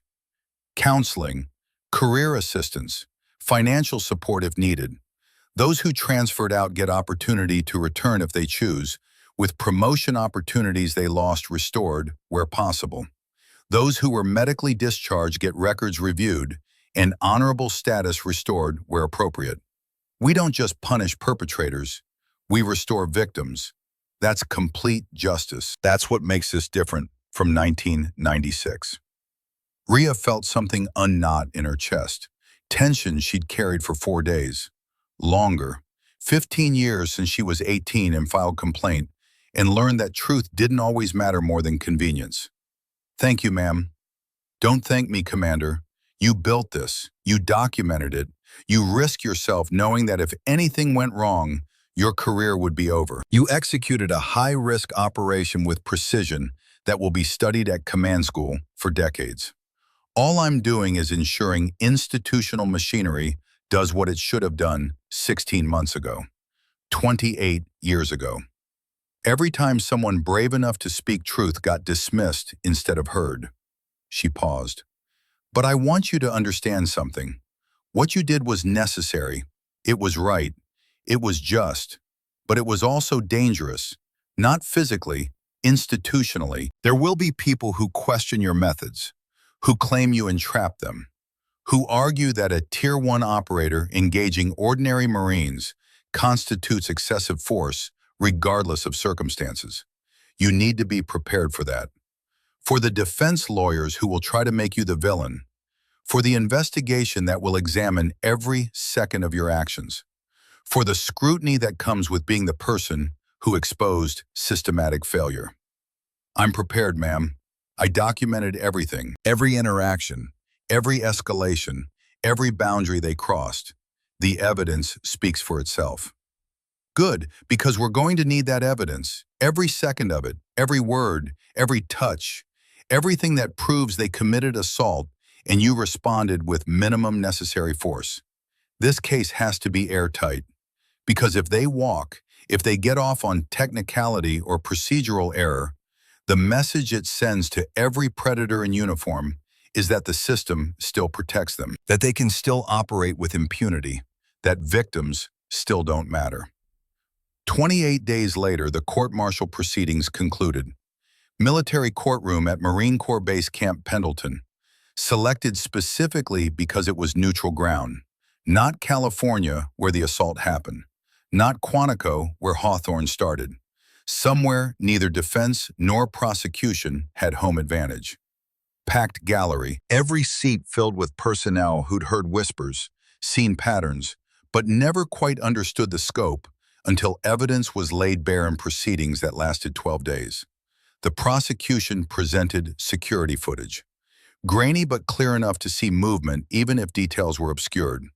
4.7 seconds of Rhea dismantling 3 attackers with precision that looked choreographed but was pure instinct forged through 15 years of training. Audio recordings from her micro recorder, Brennan's threats clear and unmistakable. Dunham's intimidation, obvious. Cade's violation documented with timestamp precision. The USB drive from Avery Sinclair, 28 years of documentation. Hawthorne's voice coaching predators across nearly 3 decades, explaining exactly how to avoid accountability, how to make complaints disappear, how to destroy victims while maintaining plausible deniability. The systematic destruction of careers laid out in audio files that defense couldn't dispute because they were Hawthorne's own words. Testimony from 7 victims. Marlo Quinn speaking in halting but determined voice about Brennan's harassment, how it started with comments, escalated to touches, became assault that left her terrified to report. Avery Sinclair, stronger now, describing the peer counseling session that broke her. How Hawthorne's calm, reasonable voice made withdrawal seem like her only option. How she spent 16 months believing she was the problem. 5 others from previous bases, each one adding piece to mosaic of institutional failure. Each one proving this wasn't isolated incident, but systematic pattern. The defense tried every angle they could find. Entrapment. She engineered the situation. She provoked them. She created opportunity where none existed. Maintaining standards. They were NCOs doing their job. Physical contact during training is normal. She misinterpreted professional correction as harassment. Misunderstanding military culture. She's integration officer who doesn't understand Marine Corps standards. She's too sensitive for military environment. Commander Constantine's unfair advantage. She's Tier 1 SEAL with 15 years training. They're ordinary Marines. The fight was never fair. She could have retreated or de-escalated instead of using violence. Major Hawthorne's distinguished service record. 31 years of service. Multiple commendations. Mentored hundreds of junior personnel. Character witnesses testifying to his dedication and professionalism. The accused men's combat deployments. Brennan served in Iraq and Syria with distinction. Dunham earned commendation for valor. Cade was recommended for special operations selection. These are good Marines who made mistake, not predators. Everything defense could think of to create reasonable doubt. To make jury question whether this was really assault or misunderstanding. Really harassment or overly sensitive response. Really systematic failure or isolated incident blown out of proportion. Hawthorne's lawyer was good. Former Navy JAG with 20 years experience. Expensive suit that projected success. Practiced gravitas that came from countless courtroom victories. He painted Hawthorne as dedicated officer protecting institutional integrity against false accusations. Painted Brennan, Dunham, and Cade as good Marines maintaining standards in difficult environment. Painted Rhea as provocateur who'd engineered situation to advance agenda and make name for herself by destroying good men's careers. But when Rhea took the stand, she destroyed every argument with precision that matched her combat technique. The defense attorney stood, adjusted his tie with practiced motion, looked at the jury, making sure they were paying attention. Then at Rhea, sitting calm and composed in dress blues with her trident and ribbons telling story of 15 years in combat. Commander Constantine, your highly trained Tier 1 SEAL operator, 15 years of service, multiple combat deployments to Afghanistan, Iraq, and classified locations. Expert in close quarters combat with hundreds of hours of training. Is that correct? Yes, sir. And the 3 men you engaged in that corridor, Corporal Brennan, Lance Corporal Dunham, Private Cade. They're ordinary Marines. Good service records, yes. Combat experience, yes. But not special operations. Not Tier 1. Not trained to your level. Correct?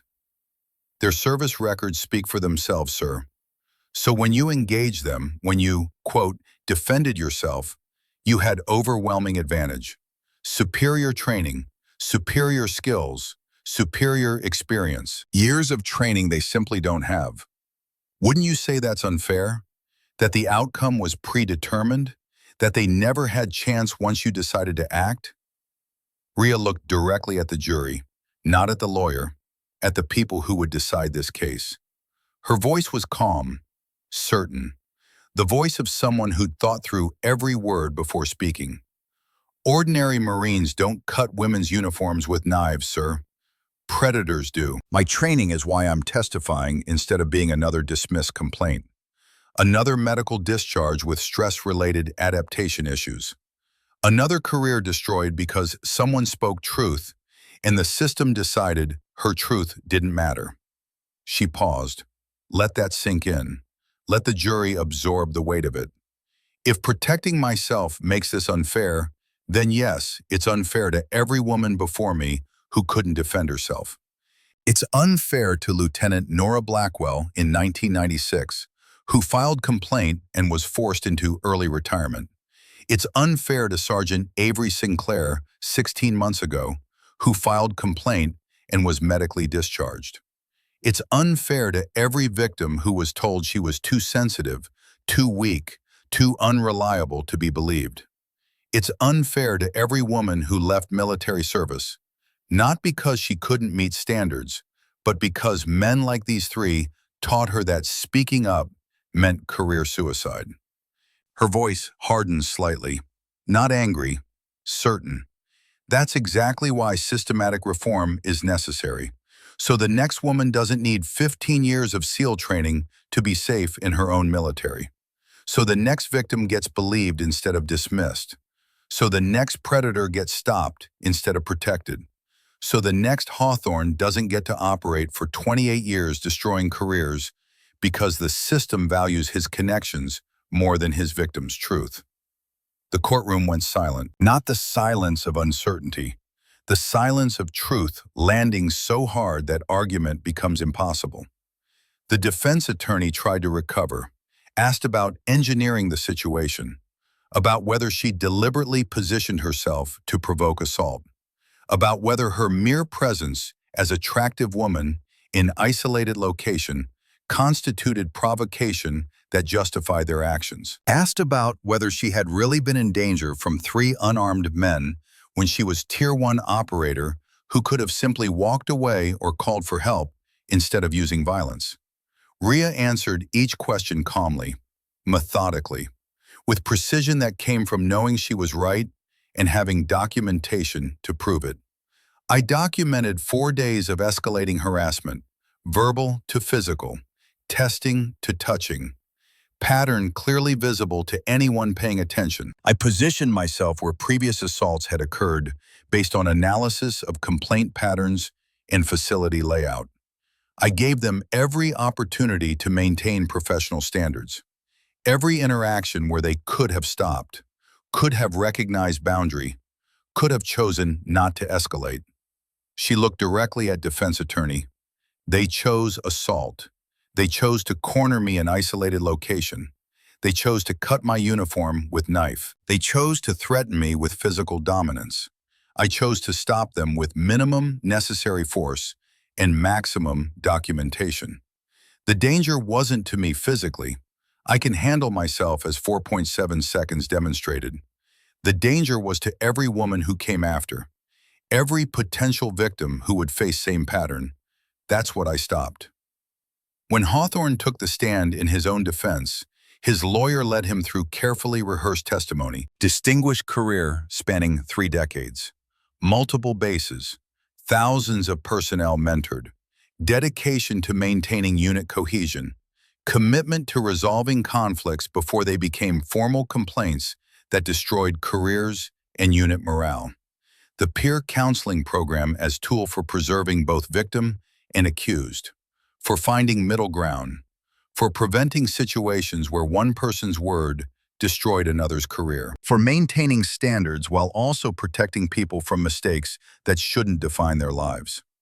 But on cross-examination, the prosecution played the audio, Hawthorne's own voice, 28 years of coaching, 28 years of systematic manipulation documented in his own words.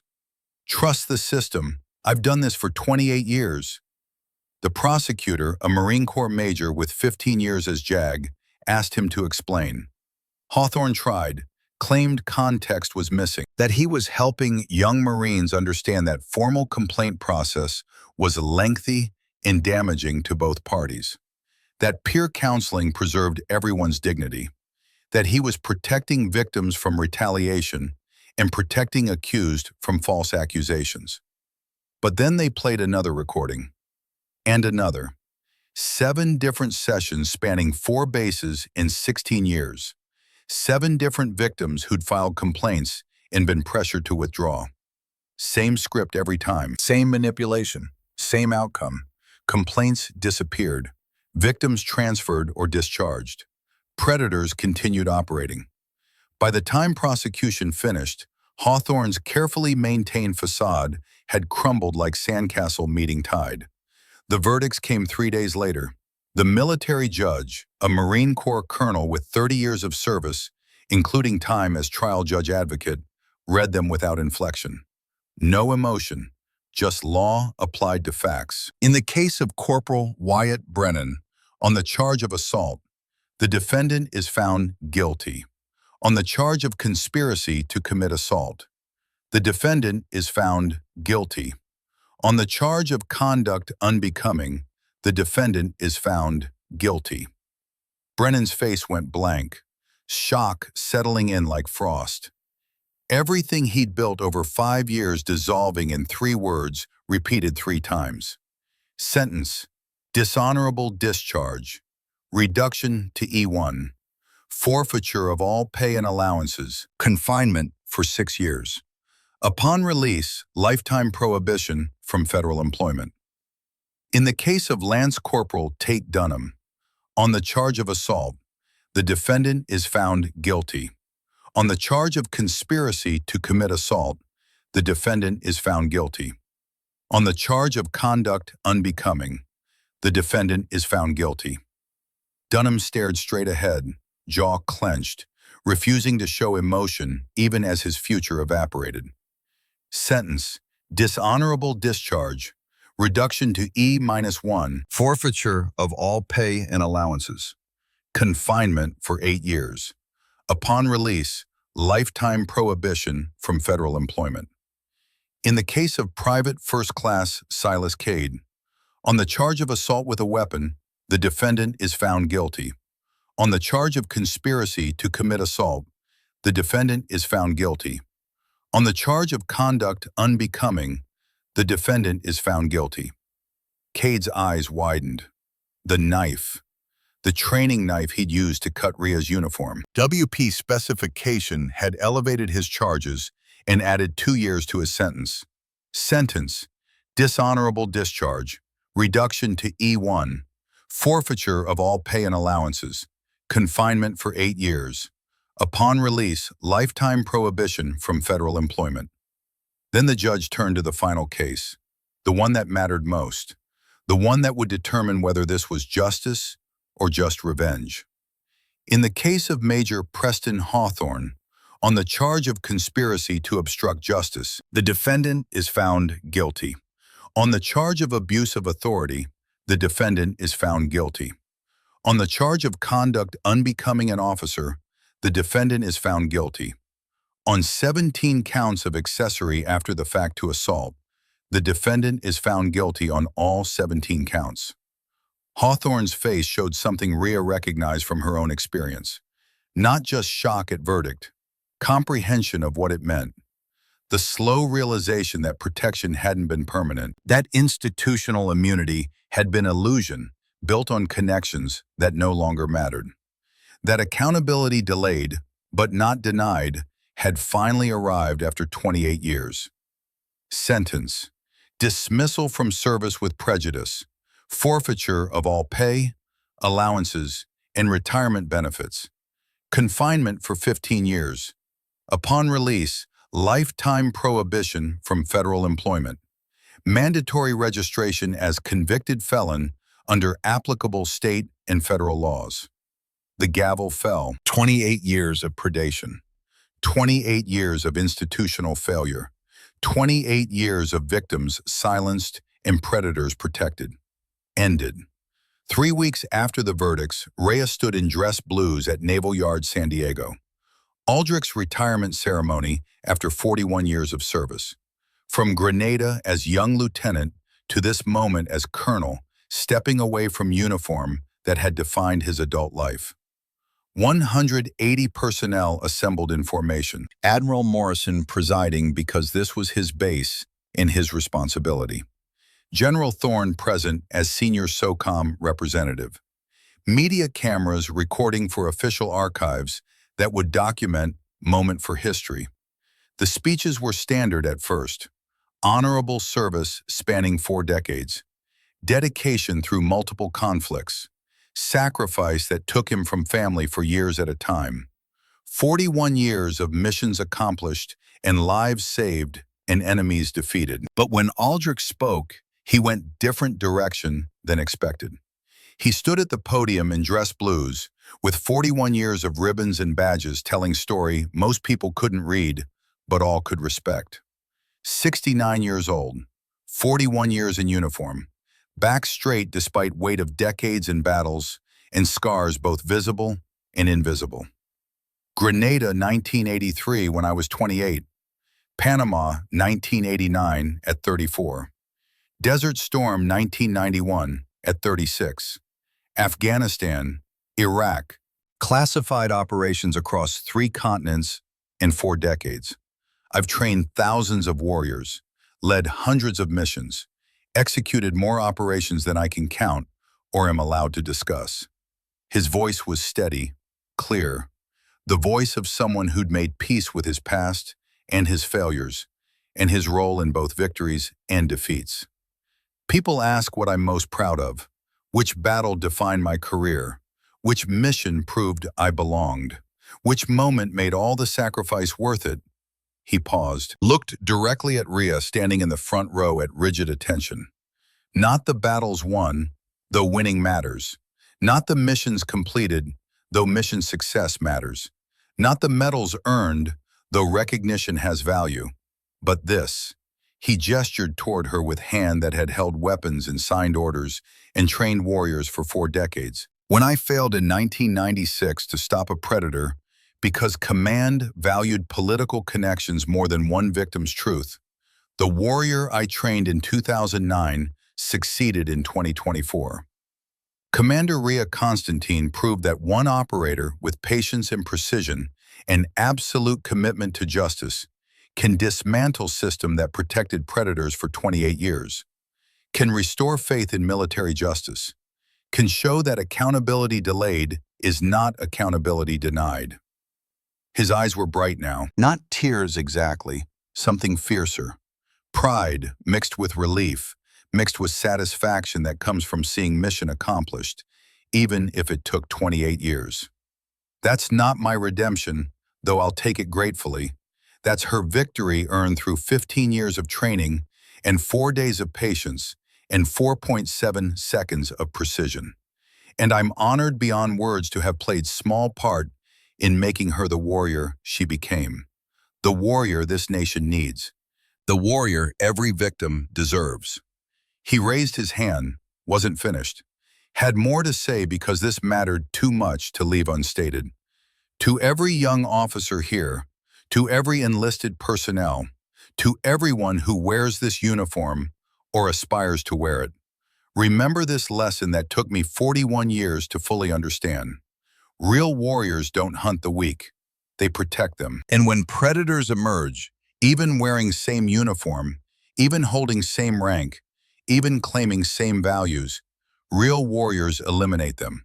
Not with rage or revenge, not with personal vendetta, with precision, skill, justice delivered so cleanly that system has no choice but to work properly.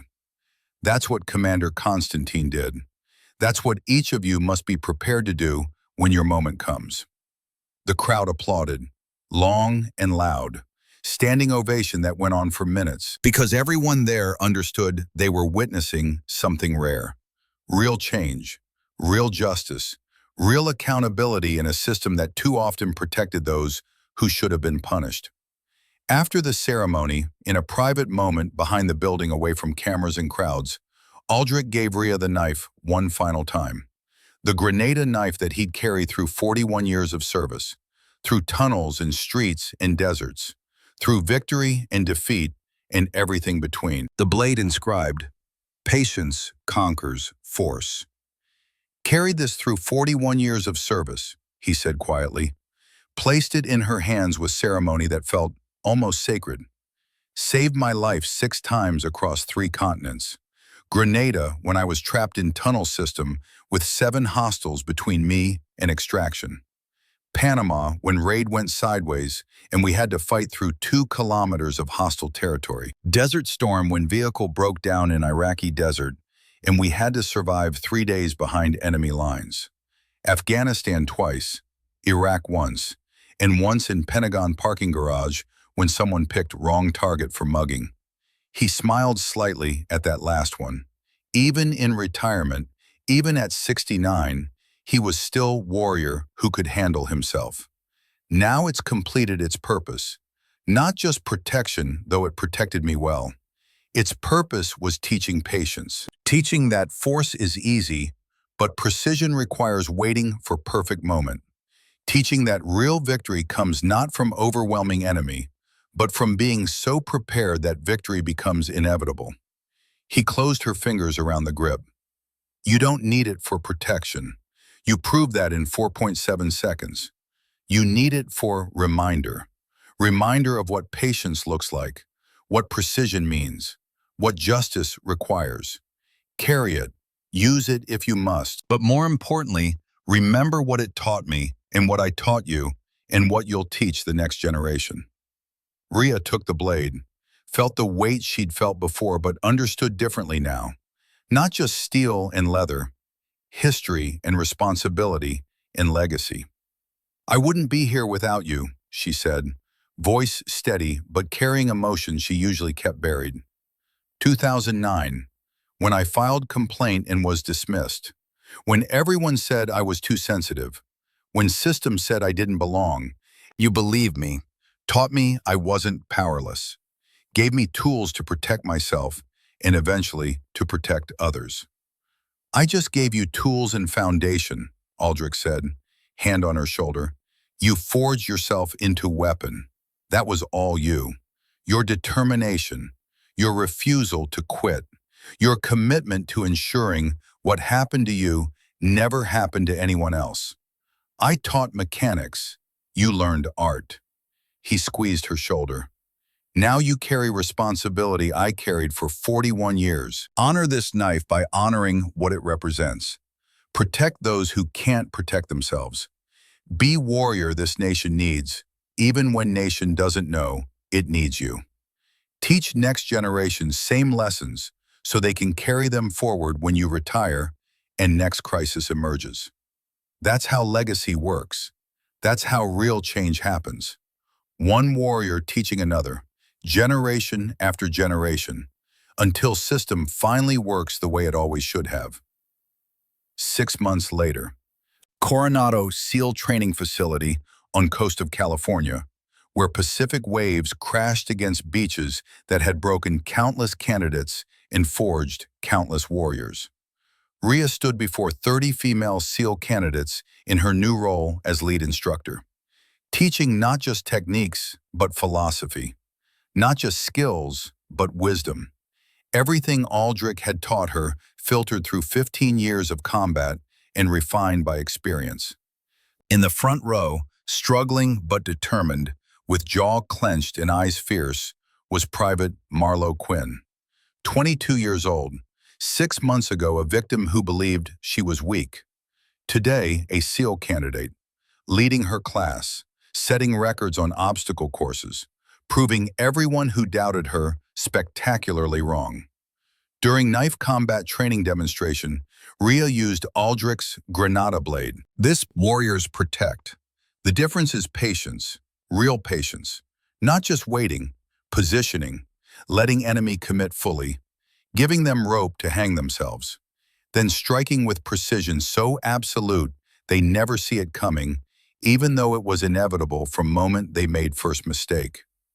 She demonstrated a technique, slow motion so they could see details, then full speed so they could see application.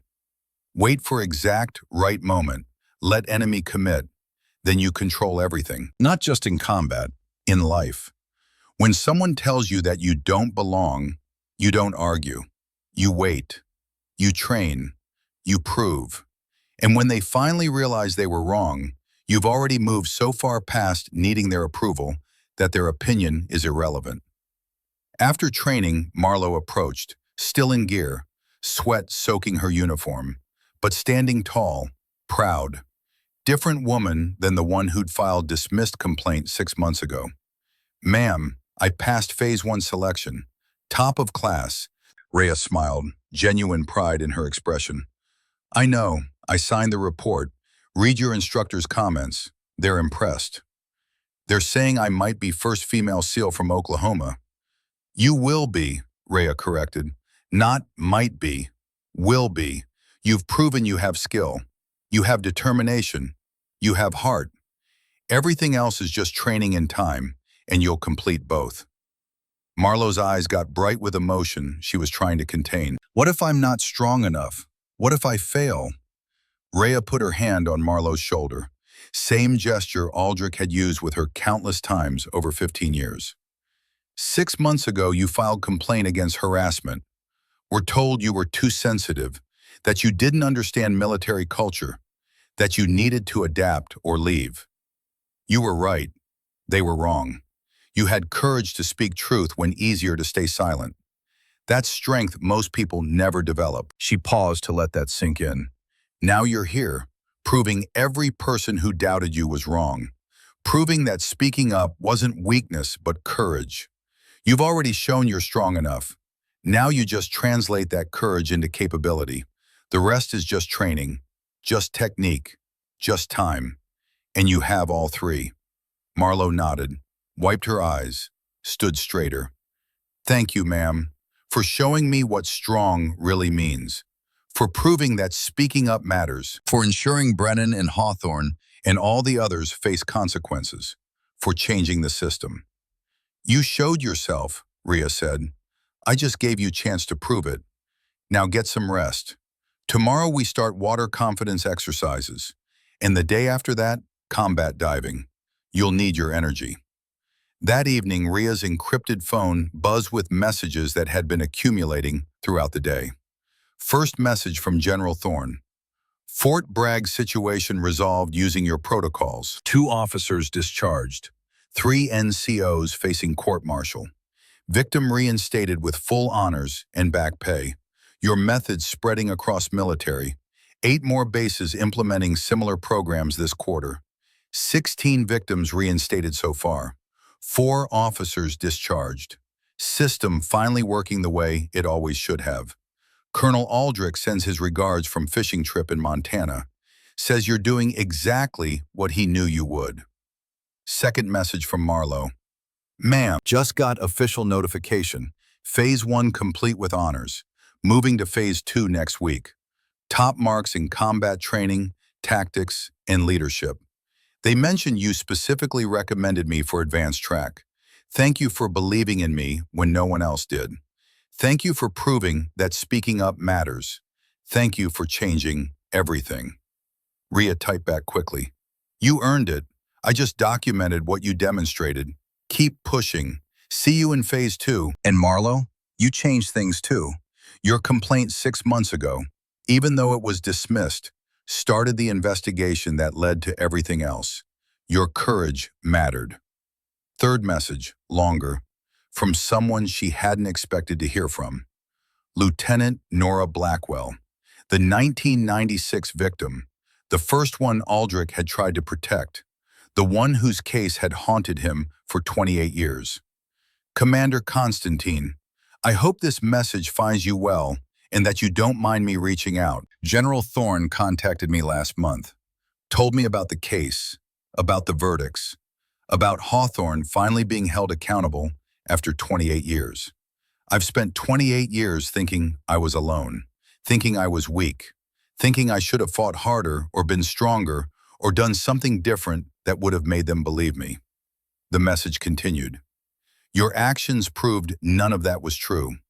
Hawthorne was stopped, not because I wasn't strong enough in 1996, but because system failed. Systems can fail good people. Systems can protect bad people. Systems can value politics and connections more than truth and justice. But systems can also be changed, can be forced to work properly when someone with courage and skill and determination decides to force the issue. More text scrolling. Thank you for finishing what I couldn't start, for proving that speaking truth matters even when it takes 28 years for justice to arrive, for showing that victims aren't weak, but systems are broken, for changing the system so next victim gets believed instead of dismissed. I've been reinstated at my request, honorable status restored with notation that discharge was in error. Offered position at Naval Academy as instructor teaching cadets about leadership and integrity and the courage it takes to speak truth when system says be silent. Maybe I can prevent next Hawthorne from ever starting. Maybe I can teach young officers that protecting predators is not leadership and silencing victims is not integrity. With deepest gratitude and respect, Lieutenant Commander Nora Blackwell, United States Navy. Rhea read the message 3 times, felt something settle in her chest. Final piece of mission clicking into place. This was why it mattered. Not the verdicts, though verdicts were necessary. Not the sentences, though sentences were just. Not even the reforms, though reforms were critical. But this, Nora Blackwell, after 28 years finally getting acknowledgement that she'd been right, that her truth had mattered, that her courage, even though it didn't save her career then, had planted seeds that eventually grew into justice. Rhea walked to Coronado Beach as sun set over Pacific, orange and purple sky fading to darkness, waves rolling in with rhythm older than nations or militaries or human concepts of justice. She held Aldrich's knife, grenada blade, 41 years of history in her hand. Patience conquers force. She thought about the journey, from 18-year-old cadet who filed complaint and was dismissed, told she was too sensitive, too weak, too female to succeed, to 33-year-old SEAL commander who dismantled system through patience and precision, to instructor teaching next generation same lessons so they could carry them forward.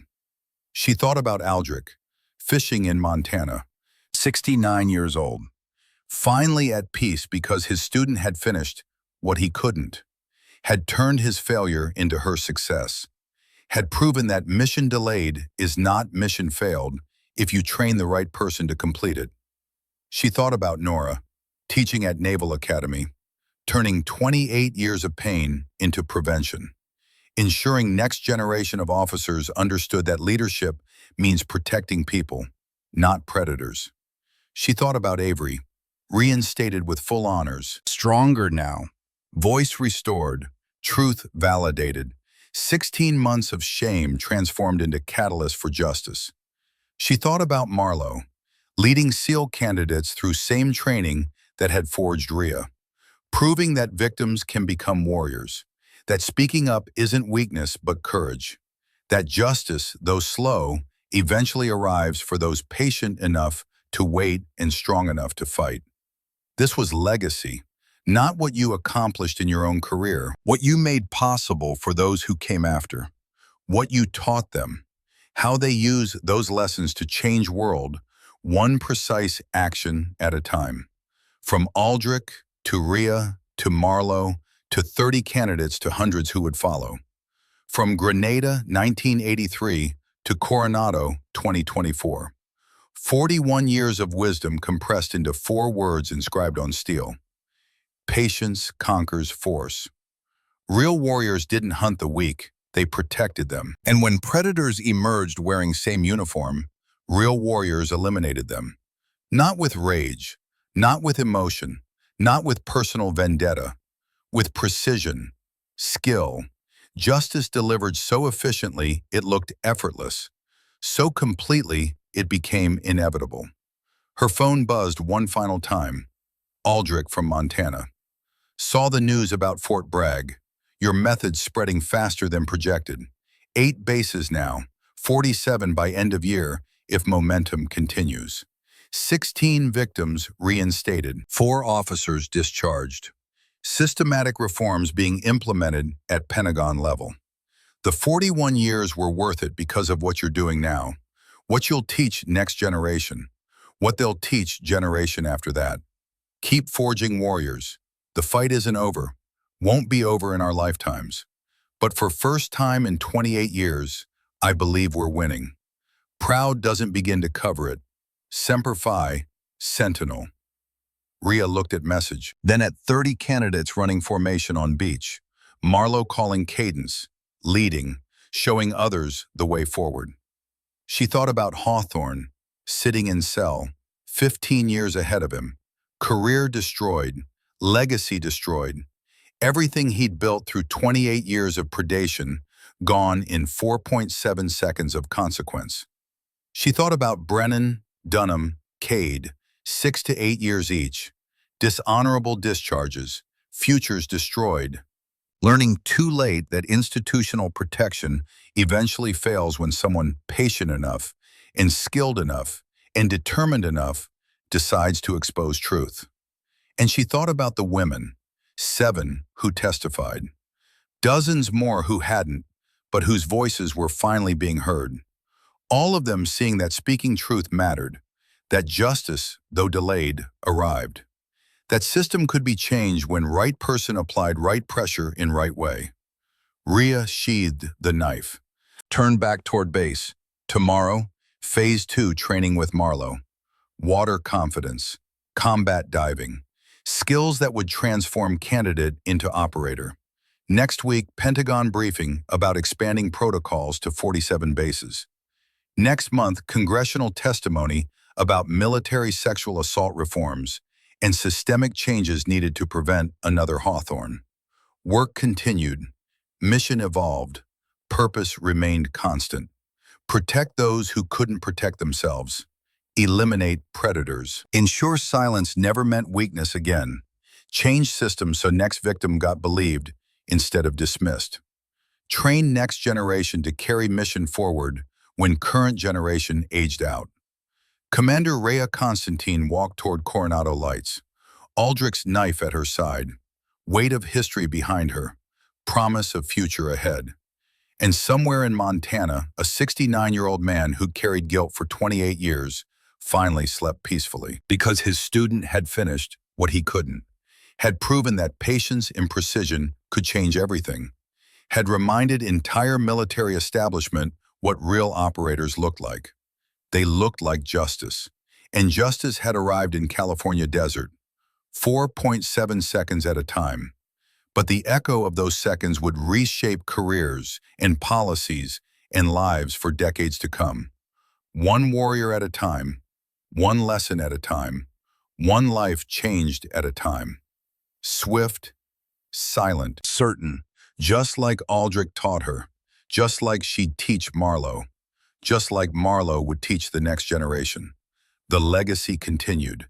And in a white cell in military prison, Preston Hawthorne stared at walls and finally understood what 41 years of Colonel Aldrich's career had built toward, what 15 years of Commander Constantine's training had prepared her to execute, what 4.7 seconds had proven beyond doubt.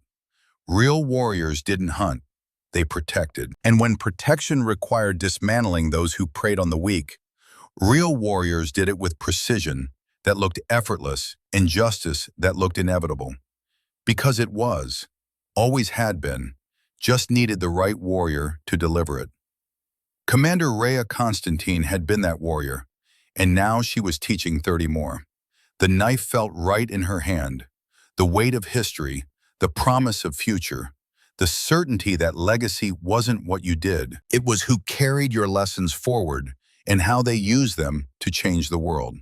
One precise strike at a time. Patience conquers force. And in the end, patience always won.